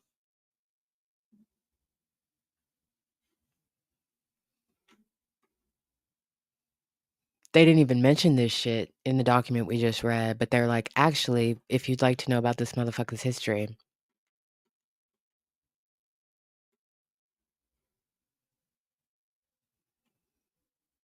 Exhibit D, true and correct copy of lyrics for Drake's track Back to Back, released as part of Drake's rap diss feud with rapper Meek Mill, and available at Exhibit E, true and correct copy of lyrics for Drake's track Duppy Freestyle, released as part of Drake's rap diss feud with rapper Pusha T, and available at Exhibit F, true and correct copy of Drake's lyrics for Drake and J. Cole's track First Person Shooter, available at Exhibit G, true and correct copy of lyrics for Kendrick Lamar, Metro Boomin, and Future Like That. Exhibit H, true and correct copy of lyrics for Drake's track Push Ups. The Spotify audio track and corresponding YouTube video are cited in plaintiff's amended complaint. Exhibit I, true and correct copy of the lyrics for Drake's track Tailor Made Freestyle. Exhibit J, true and correct copy of June 20, 2024 article entitled Kendrick Lamar Not Like Us Lyrical Breakdown, Hot Hip Hop News. Exhibit K, true and correct copy of lyrics for Lamar's track Euphoria. Exhibit L, true and correct copy of lyrics for 616 in LA. Exhibit M, Family Matters. Exhibit N, Meet the Grams. Exhibit O, Drake's Part 6. Exhibit P, NPR Podcasts, Exhibit Q, Legal Doc,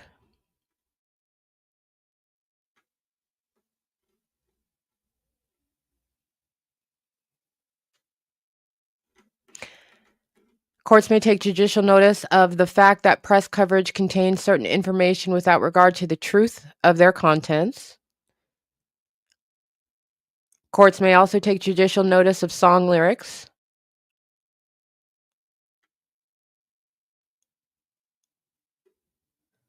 Because they're able to be obtained from widely available and reliable sources, and the accuracy of which cannot reasonably be questioned. And they can further take judicial notice of court filings.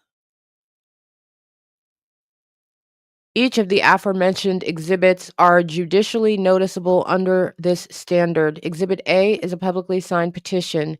D through I and K through O are lyrics to tracks released by Drake, Lamar, and other recording artists. B, C, J, and P are media reports. Q is a court filing. These exhibits are each publicly available such that their authenticity is not reasonably in dispute. And UMG has supplied the court with the lyrics, news articles, and sources where they can be easily located, whereas Drake did not. Accordingly, judicial notice is appropriate. They're saying officially take these things into consideration in making your decision. Officially, we request that you take into consideration Duppy fucking Freestyle. What?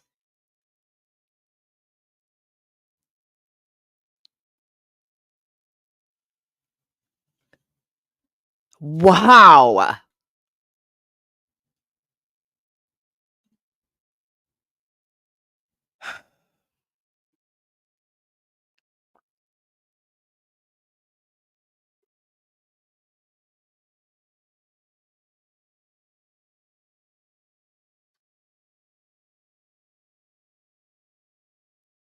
Oh, yeah. So they take one final swipe at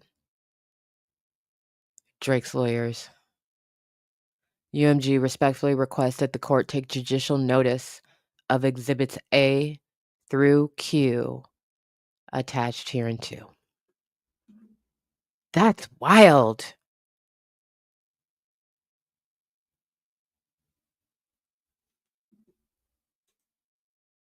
Wasn't expecting that, D2B2. Let's get to some of these super chats. Tamika Coleman, thank you for the support, beautiful. Drop, drop, drop. Stop, stop, stop. Call the cops, cops, cops. He's such a fucking snitch. T-Mac, thank you. Docket fund. Fuck. Appreciate it. Old school Gemini, much appreciated. Thank you. I had to download a bunch of shit on what's his name too earlier. Jay-Z Busby. That shit's getting interesting, but I'm gonna hold that for another day. Appreciate your support.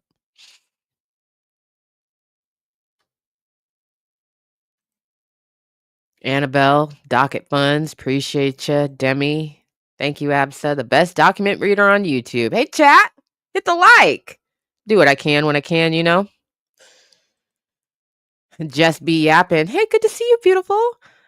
Thank you for the support. UMG spun the block to walk Aubrey down again.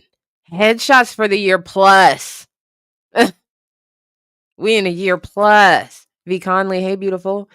UMG law style, death by 1,000 legal cuts. Yeah. Demetria. Wop, wop, wop, wop, wop. Yeah. Mrs. C60. I need to go to bed to get up for work in the morning, but this is just too awesome to miss out on. Thank you for the support, beautiful. I know. T-Mac, Princey's hungry. This is for Princey and only Princey. Okay. All right.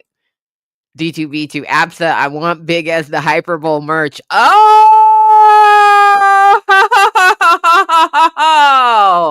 I think you came up with something there.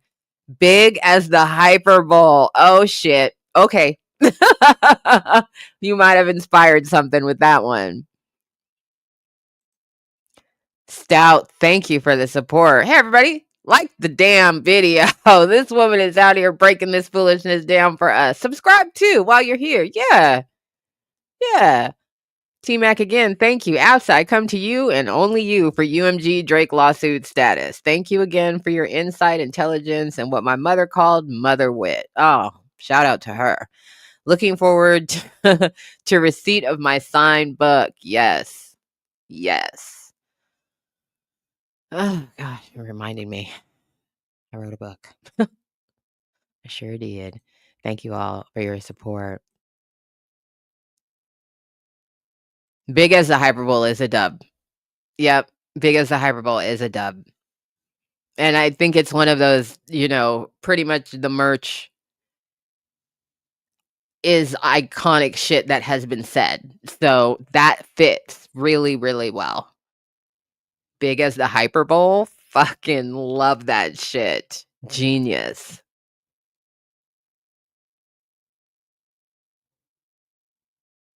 All right, y'all. So, how do you think UMG did with their motion to dismiss? I think it was not bad.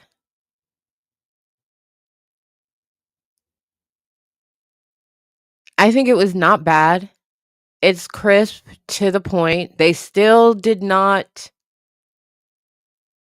They didn't do what I wanted them to do, which was to show that other people had different opinions about the song, because they spoke to the underlying legal perception of opinion on the internet, which is that it's nothing but opinion.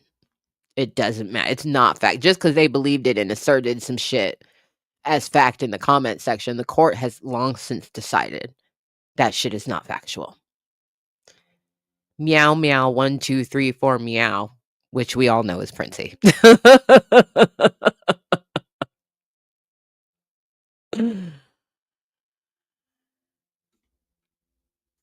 I definitely feel like they've left themselves some room, because for those of you who are wondering, well, what happens now on the 28th, 21 days from today? Drake is going to file a response to this. And then UMG, after that, is going to respond to that. And that'll be where they leave everything out on the floor.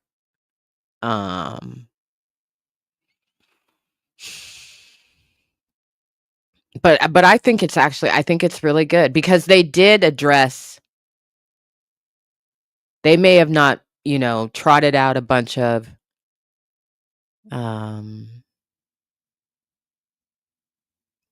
here's what other listeners, viewers, commentators, etc. had to say. Again, because they super triple clarified that they don't have to, because this has already been decided by the court and the Court of Appeals. And that's the case that they kept citing. Rappaport v. Barstool.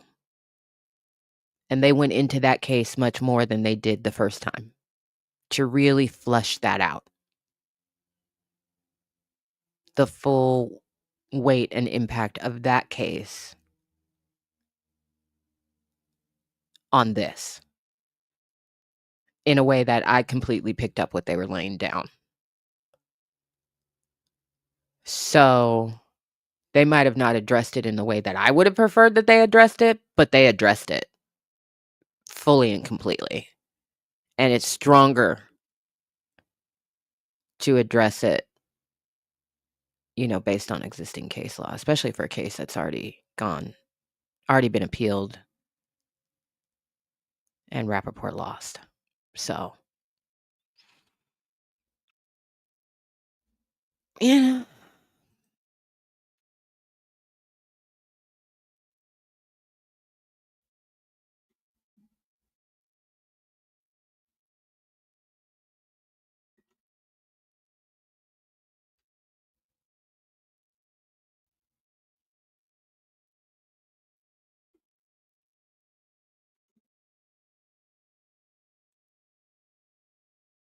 Unknown Bond 007 says they did better than last time.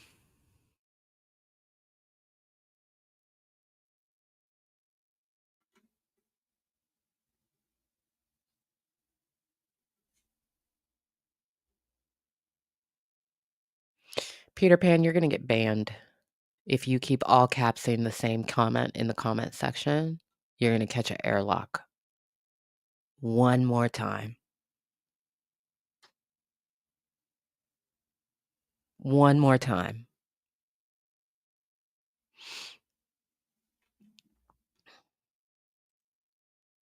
Baby says 6.0. UMG just hit Drake with a draw 4 on Uno. Drake got 17 cards. Yeah. Yeah.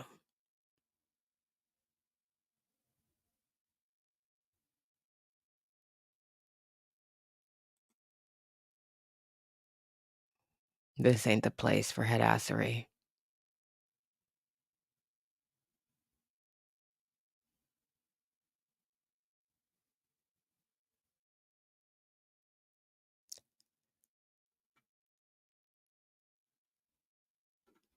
Be Real says, I missed the mention of Audrey.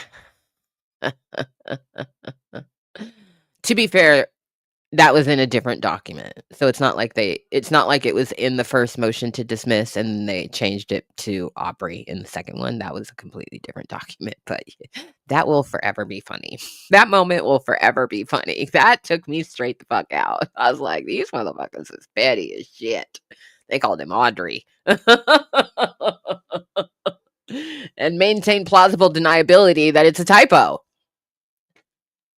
Autocorrect got us. Sure it did.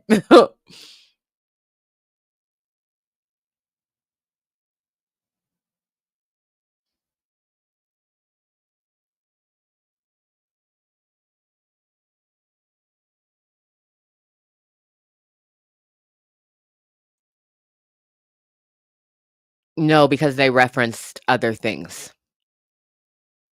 So, yeah, did they shorten that section? Yeah.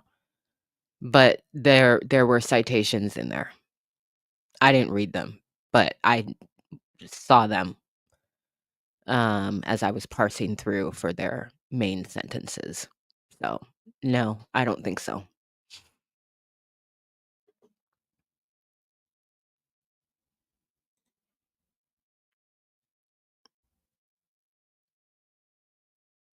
Facts.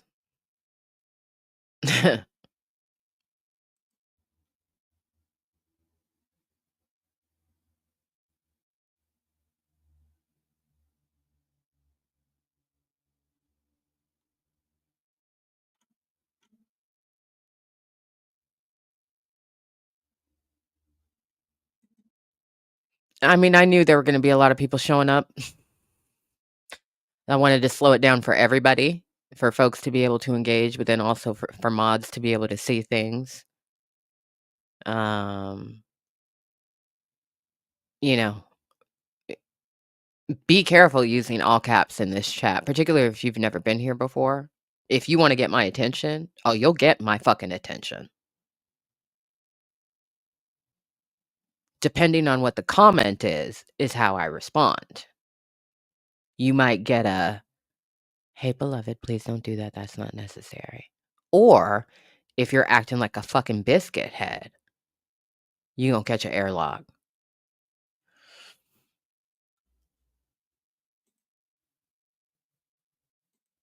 Her name was in there more than it was before, to my memory. I could be completely wrong about that.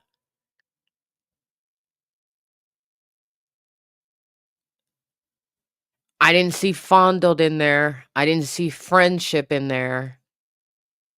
But those things will never leave my memory.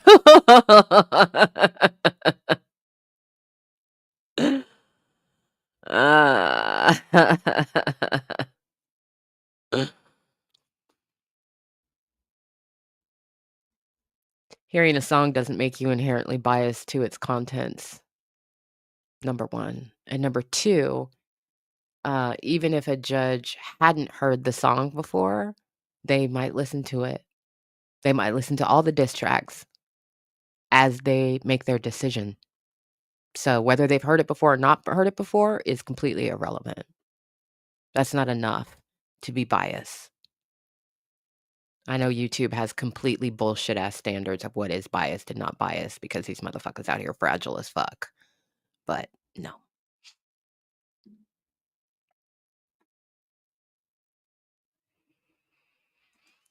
Nora, I agree. I was a little aghast, that they straight up mentioned her name several times. Last time they referred to her as a teenage actress. And this time it's Millie Bobby Brown. Millie Bobby Brown. Millie Bobby Brown. It's like, God damn. Fuck.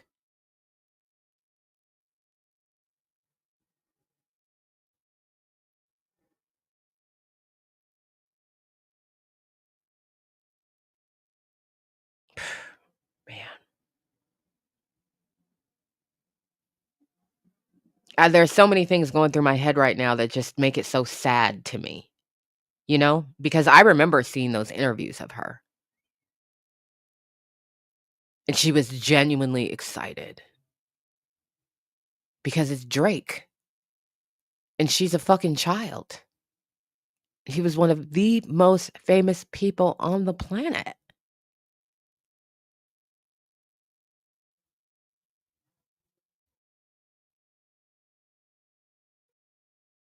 But it was never appropriate. It was never appropriate. Never. Never, never, never appropriate. And then this, Claudia, the high school basketball teams entered the docks. Remember what UMG said while y'all were so excited? They responded when they put out their public statement. Be careful. Discovery goes both ways. This mention is a shot across the bow.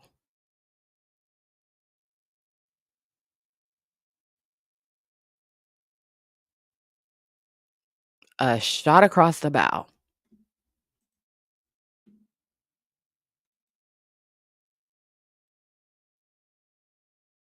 They could really, really fuck this dude up. God damn.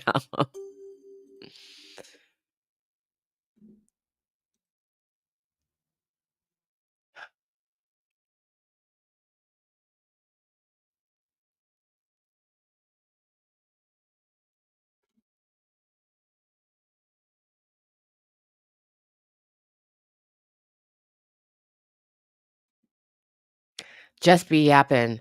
Labry gonna go broke trying to battle his handlers over a rap battle he started. Should have just taken the L like a real MC and then gone on vacation. Yeah.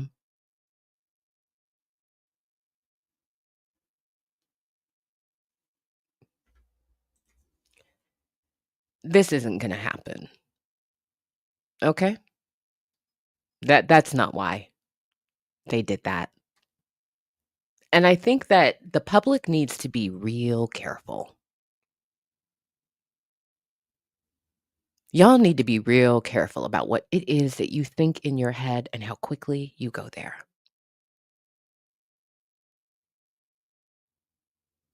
It is not appropriate for a 30 or 31-year-old man to be independently communicating with a child that's not his and is not related to him in any way, shape, or form. But you all really, really, really want it to be criminal.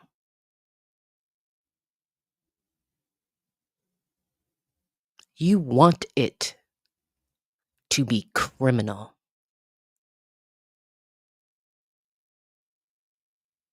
You come up with that shit in your head.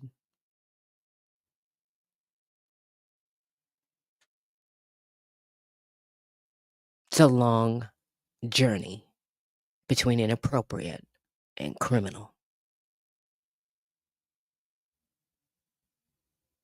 Those two things are not the same. And you all have decided, like you know a fucking thing. You don't know shit.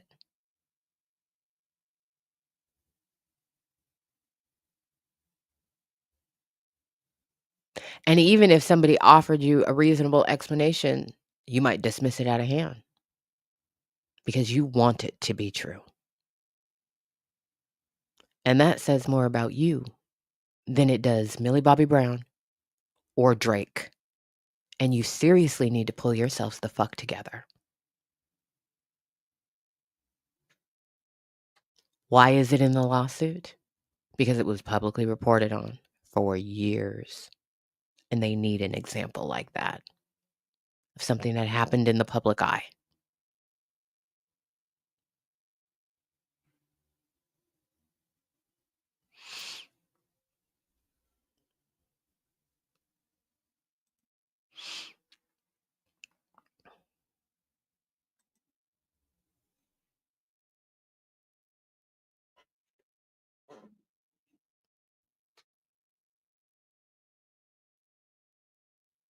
Don't wish for shit like that. Truly, how dare you? That in and of itself is a violation. And if that's where your mind goes, you're sick in the head.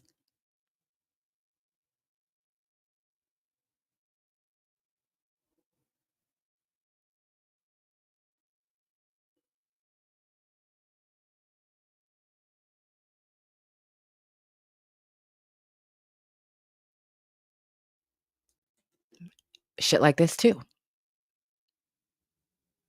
What criminal behavior? Rhetorical question. None. He hasn't been convicted of shit.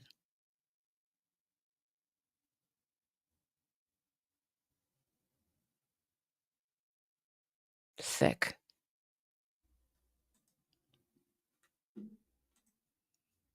Coyote Monsoon. We don't have to create deeper falsehoods.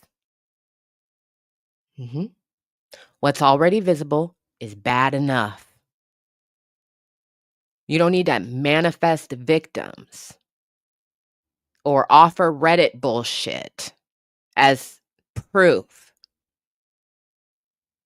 or post your own claims in the chat of who used to mess with who and who you know. I treat that the exact same way UMG's lawyers do. I don't believe a fucking thing you say.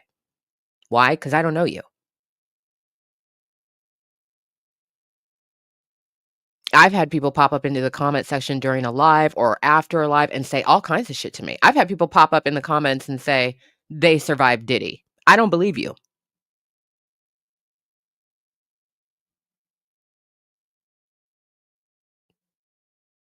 I don't believe you in the slightest, not for one fucking second do I believe you, because why are you in my comment section telling me this? The only reason that you're saying this is because you're trying to gaslight me on something that I said in a video. But you are also anonymous. You are also somebody who will use the appearance of fact to push your own opinion. I don't put stock in a fucking thing.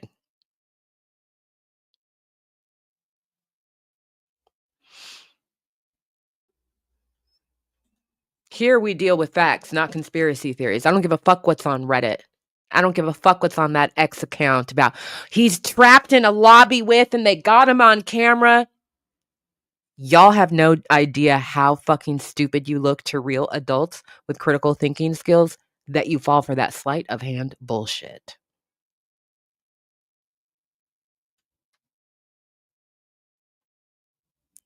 Exercising no objectivity whatsoever because you want to believe it.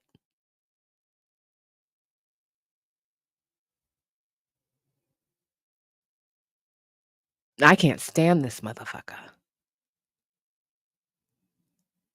But I can still be objective when facts are presented or when facts and evidence aren't present.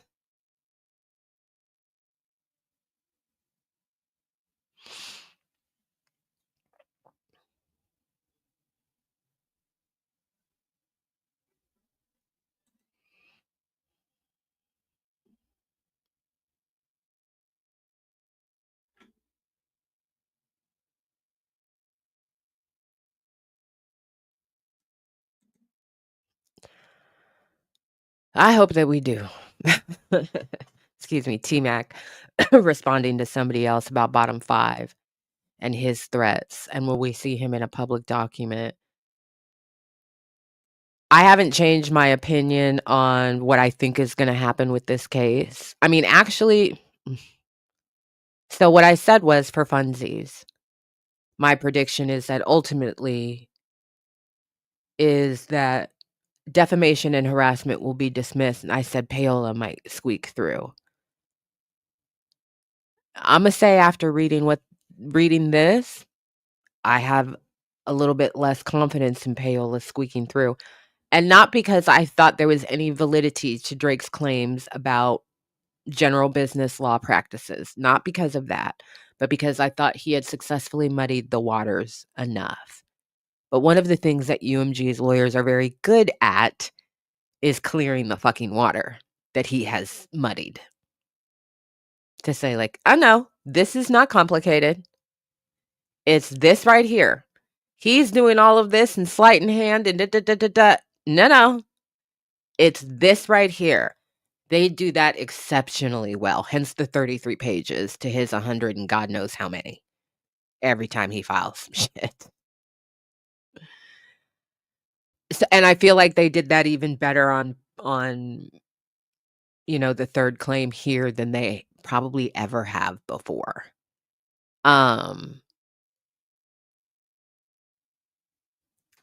So on the 28th, Drake will file his response.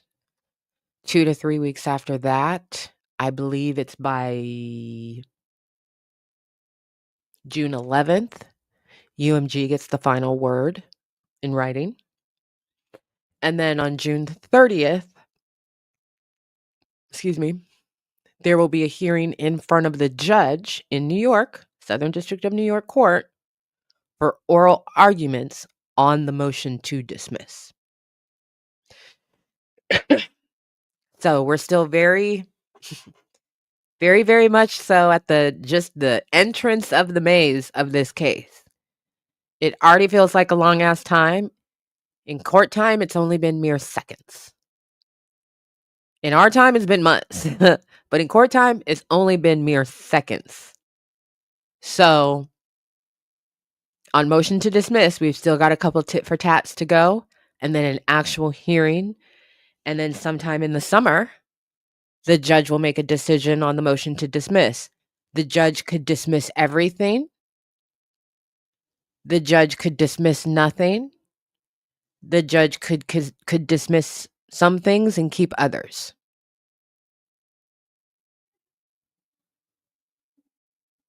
If anything squeaks by and is not dismissed, UMG is probably going to countersue Drake. That's my feeling.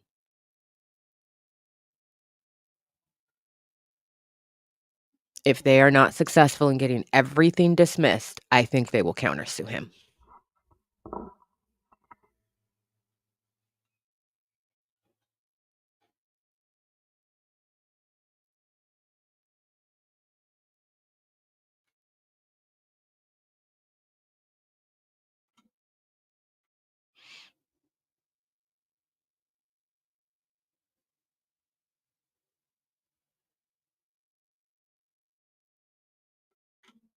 But the fact that they are just like, first of all, the only thing that this is actually about is this motherfucker has a problem with Kendrick Lamar.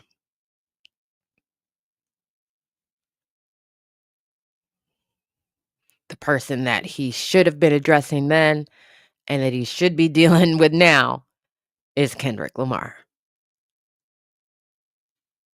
It was about him then. It's about him now. It's just like, yeah, air his ass out. Air his ass out. Thank you, beautiful. Look at y'all. Now, if you get above that 1,000 likes, actually during the live, you'll have broken the record tonight. Look at y'all. Look at y'all making it worth it. Thank you so much for your support. I really appreciate it. That's great. You break a little record. That's cool.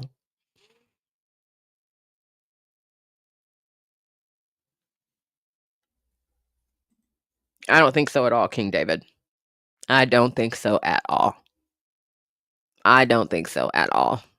There's no basis for that whatsoever. The person who is keeping this going is Drake. If there's anybody who's in his ear about this, it's Sandra.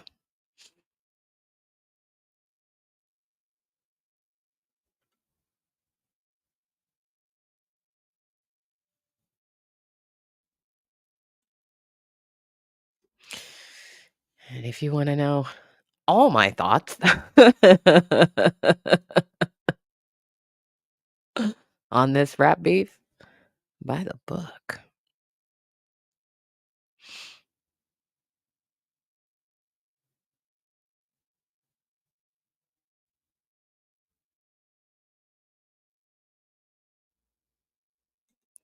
Definitely not. Definitely not. I hate to break it to you, but that's never going to happen.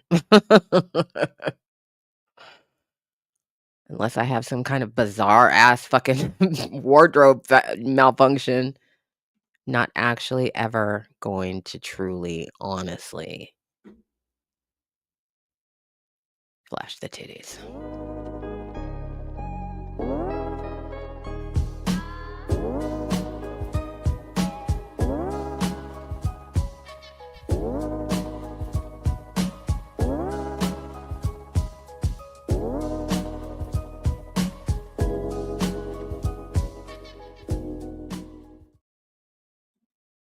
And then there's his bitch ass. Yeah, I would agree with that. I think she's upset about Meet the Grams.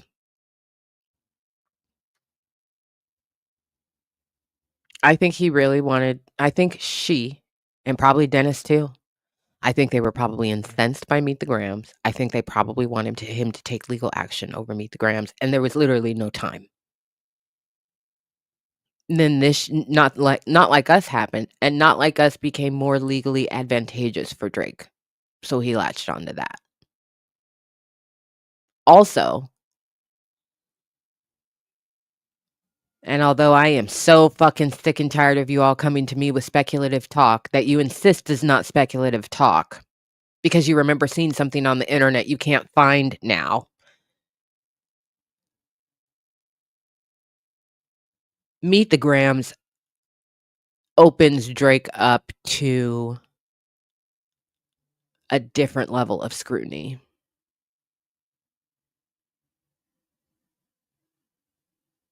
When it comes to paternity.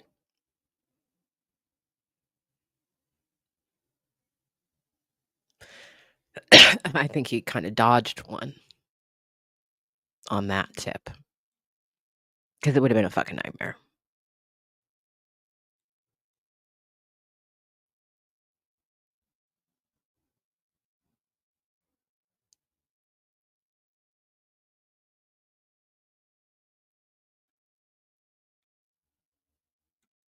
A 100 more likes will break the record. Y'all do that if you haven't hit that like button. Not behind it. He's not that fucking smart. Goading? Yes, that's all he does is fucking instigate shit. Because he's a bitch ass nigga. But behind it? No, we're not going to give him that much credit. He's not even behind his own fucking career.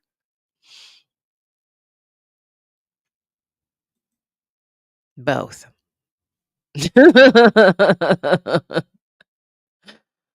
We'll go for both.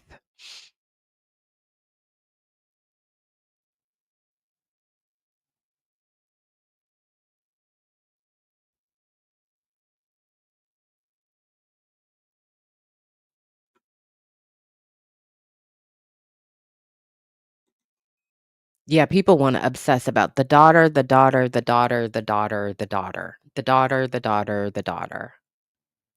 Y'all in your literal shit. Bless your hearts.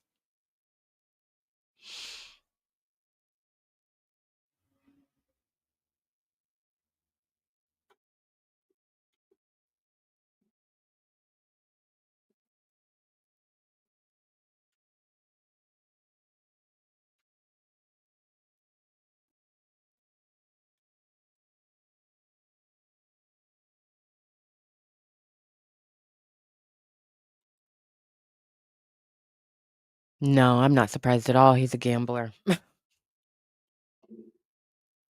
And he has no fucking self-respect. So, I'm not surprised at all. Be real. Have you thought about sending a signed book to the embassy? You think I'm gonna give that motherfucker my book for free? You think I'm gonna pay, first of all, to get it printed? Then I gotta pay to get it shipped to my house. Then I gotta say some shit in the dedication like I actually studied a rap beat for a living and then sign it. And then I gotta pay shipping to send that shit to Canada in this economy for his biscuit head assery? For a book he's not gonna appreciate? I know you're joking. No.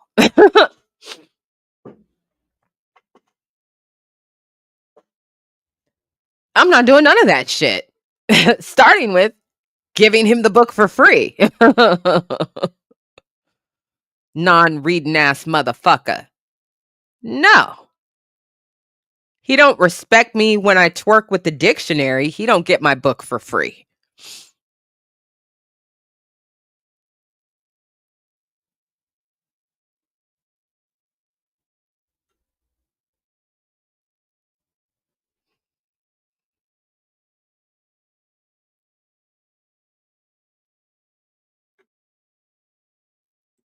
And then there's this Stormcloud. He don't read anyway. You woman, you with tariffs? Like I said, in this economy? No, I'm not doing that.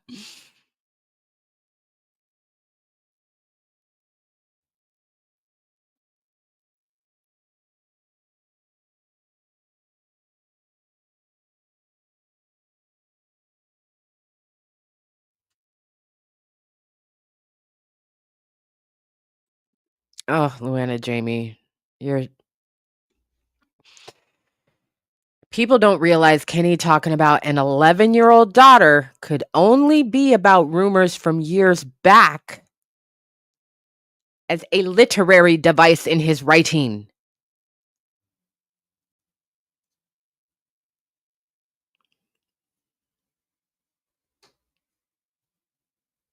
That's why I said it doesn't have to be fact. Kendrick made it true because he understands the power of invocation.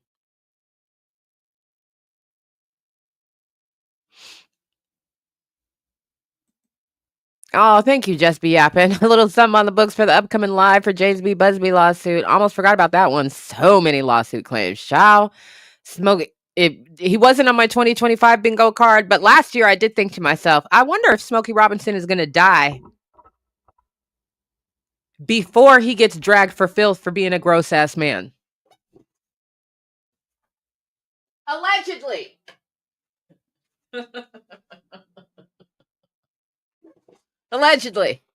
Allegedly.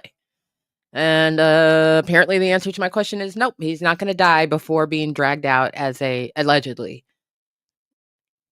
gross ass man.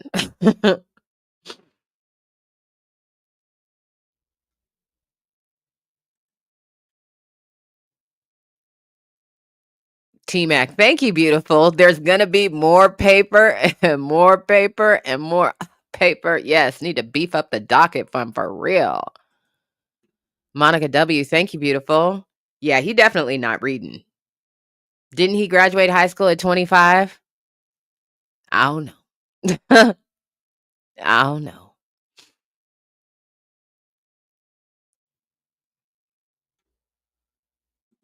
I can tell you from personal knowledge, this motherfucker handsy as fuck. I'm so not surprised when I saw it in the news. Like I said, my reaction was, oh, so he doesn't get to die with that shit staying a secret. Nope. Allegedly.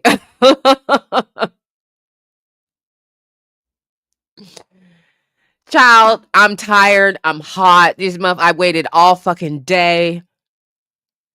You know, I've got a pulled muscle in my back. So I slept funny last night.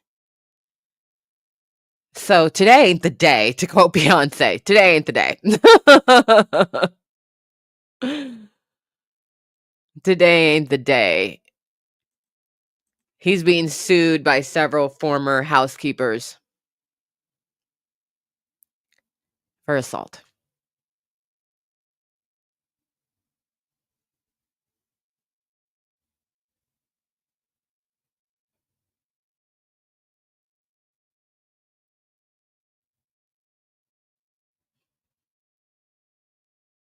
Well, the assault is allegedly. The lawsuit is not.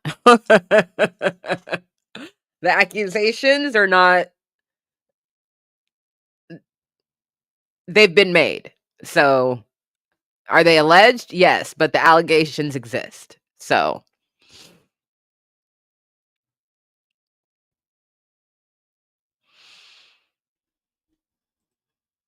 unapologetic. At this point, what's your analysis on how Drake's legal team will potentially respond? UMG was concise with legal law to support. Yeah. I'm not a lawyer, so I don't know what the fuck Drake's lawyers are gonna say. I know that their next document is gonna be short, relatively speaking.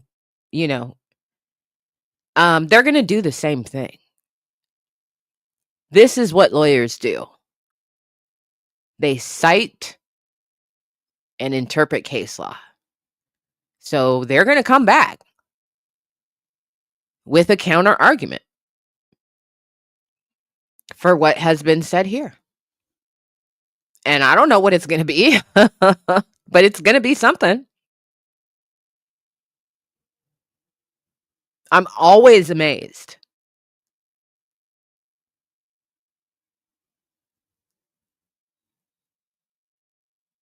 at it. There's almost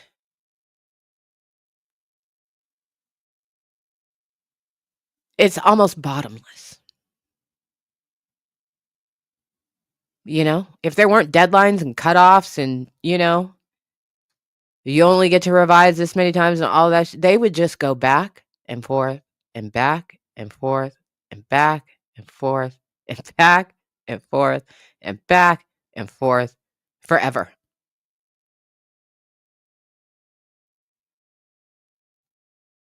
So I don't know.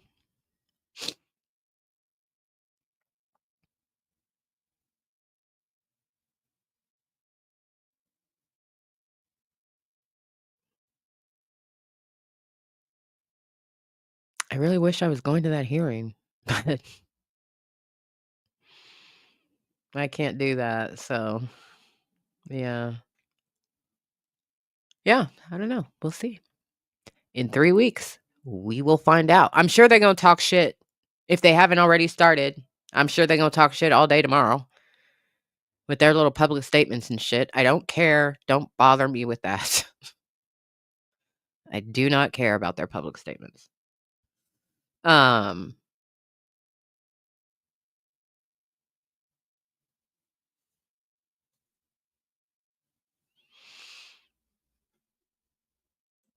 judge told I almost said Audrey.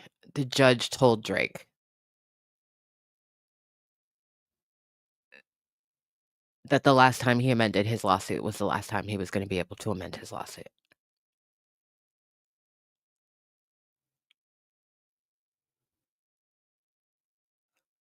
So here, UMG is saying Drake failed to adequately state a claim. So one of the things that I would expect to see Drake's lawyers say is we did adequately state our claims and then flesh that out to the best of their ability. But beyond that, I don't know what they're going to say.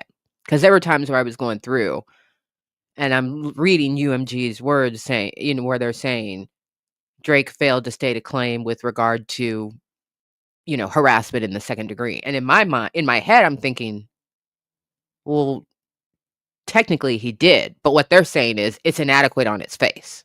It's not it's meritless. So at the very least, Drake's lawyers are going to come back and say, our shit was very meritful. I know that's not a word. Don't come for me. And why and how and that kind of stuff. And they'll be, going through all the stacks in the law library, looking at every fucking case law they can fucking find to try and bolster their position. And I'm sure they'll find some shit. Will it be literal? Like 1-to-1? Or will it be their interpretation? In terms of how they present that in the future? We'll see.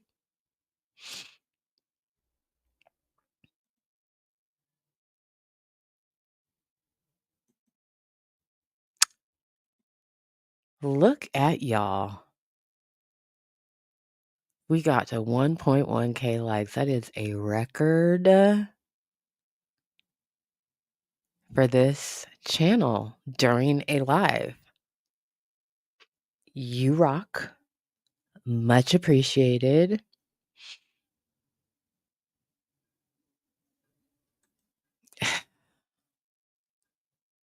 Yeah. I'll tell you what, I don't like these days. These days are annoying as hell. But I think today I decided, you know what? From now on, I'm not going to not schedule shit on these days. Because when that first document dropped at 3:16 my time, what should have happened is immediately following that, everything else should have dropped. I'm already up waiting. I've been waiting all fucking day. And now I'm waiting 3 more hours for you to drop the main document. And then there was at least another hour before they finally dropped a tail end of this shit. I said in the Discord, this is what happens when the paralegals have gone home for the day and the lawyers got to figure shit out for themselves.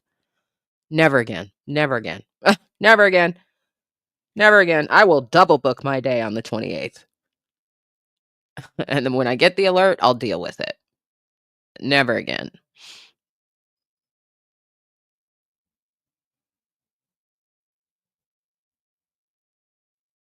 Yeah, the Discord was going through it, boy. We were suffering. Yeah, I said this at the beginning. The first document that they dropped was at 6:16 Eastern. Somebody guessed that yesterday when we were live. But then it took 4 hours for them to get all the documents up. And that shit, never again. Never again. Never again. Like I said, I was just about to be naked as a blue jay. And I was getting ready to walk away from the computer, and I clicked refresh one more time. And there was the memo of law. And I was like, well, that's what I need to do live. So I guess I'm not getting in the bathtub.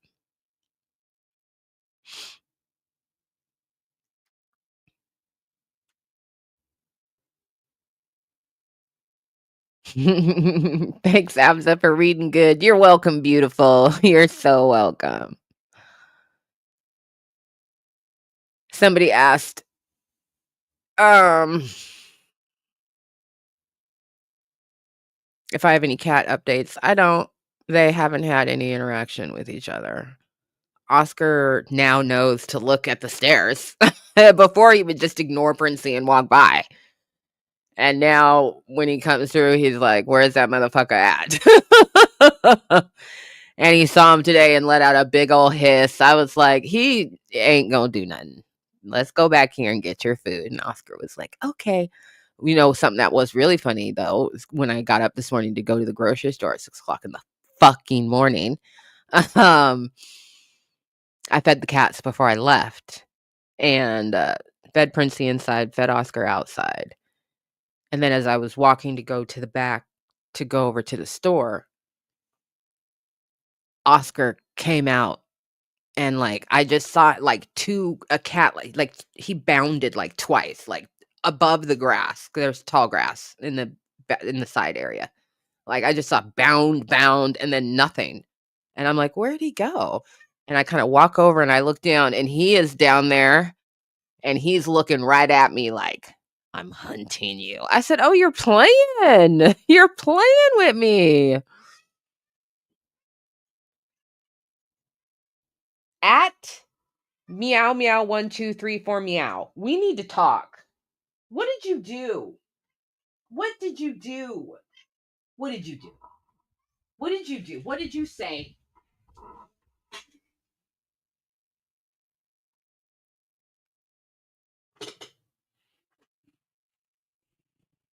Ladies and gentlemen, gays and theys, I give you at MeowMeow 1, 2, 3, 4, meow.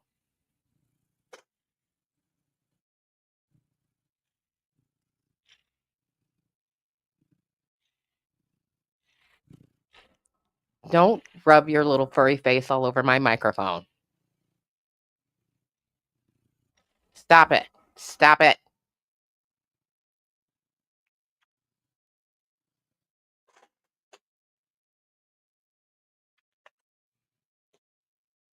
Ow. Thank you.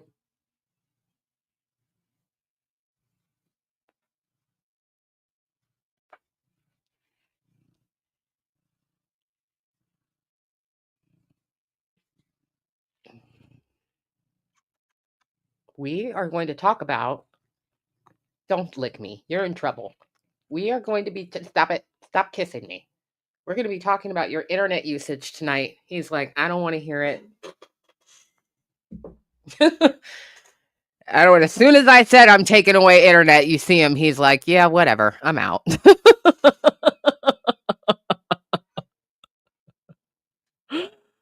Oh gosh, silly boy.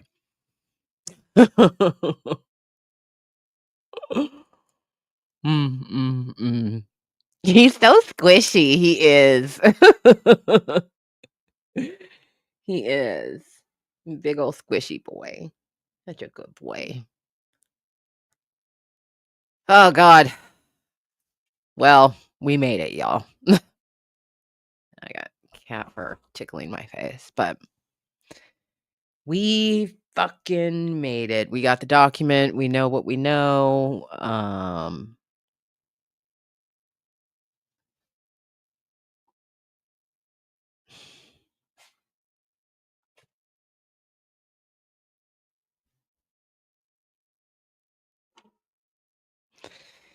Yeah. I don't really think I have anything else to say for the time being. I'm gonna do some thinking and processing probably for the rest of the evening, and I'm also gonna go read and do an analysis of all this Busby shit that's going on because it's getting hot in that case. So we'll probably have a live tomorrow. Do any wrap up conversation on this and then dive into what's going on over there. So I'm glad that so many of you were able to join tonight. I really appreciate that. I don't really got shit else to talk about, so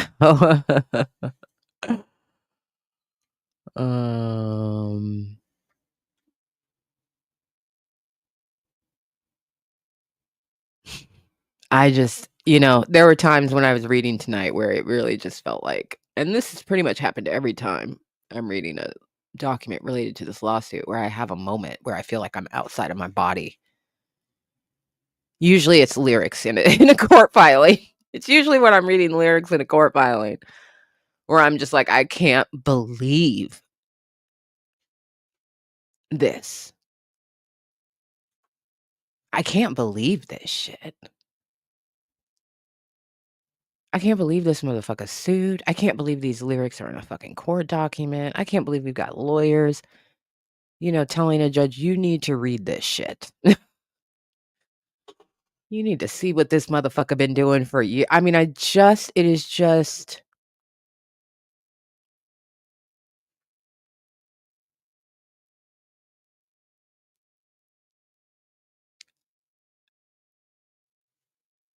It's really breathtaking that this motherfucker is suing over a song and threatened to sue everybody regarding the Super Bowl. Everybody.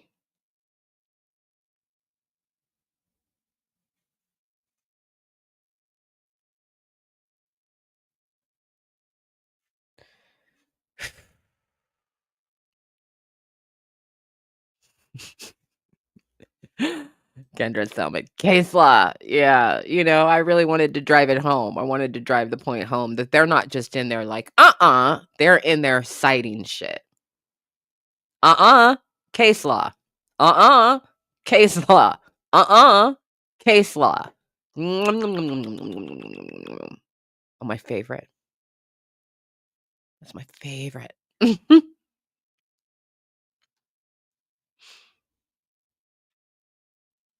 His mom never told him no, and it shows. Child. Golden Rose. Hello, beautiful. Suing over things he brought up first. Like they said, he invited Mr. Lamar to rap about him liking young girls. And Mr. Lamar said, okay.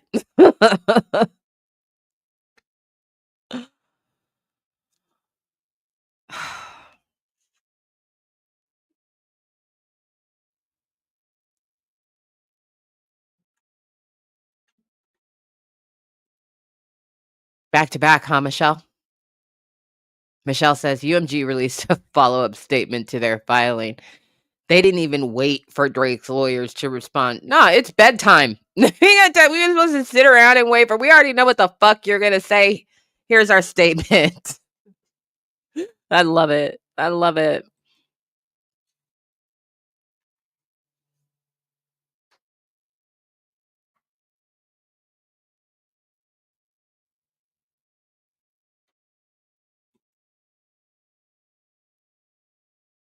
This Epstein angle was the shit I expected. If you expected it, Aubrey, why is you suing? Because you bitch made. That's on my lord.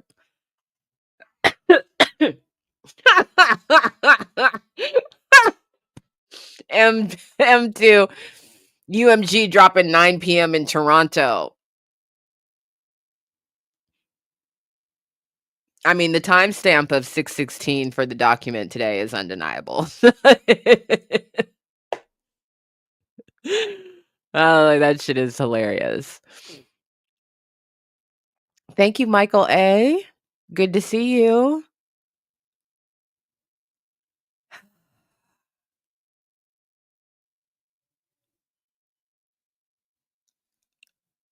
Well, I hope that you all have a wonderful restful evening. I'm going to go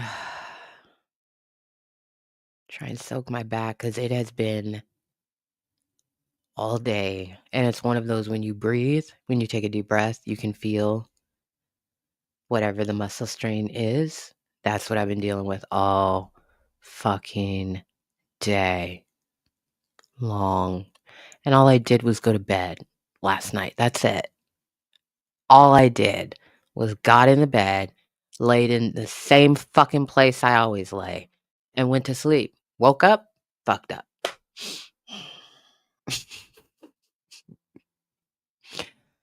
We gonna be all right. Shout out to the replay gang. Missed you, but hope to see you soon. Don't let them drive you crazy out here. These OVO hoes are on some next level biscuit head assery this week. They're triggered. So stay in your joy. And I'll see you too. Peace.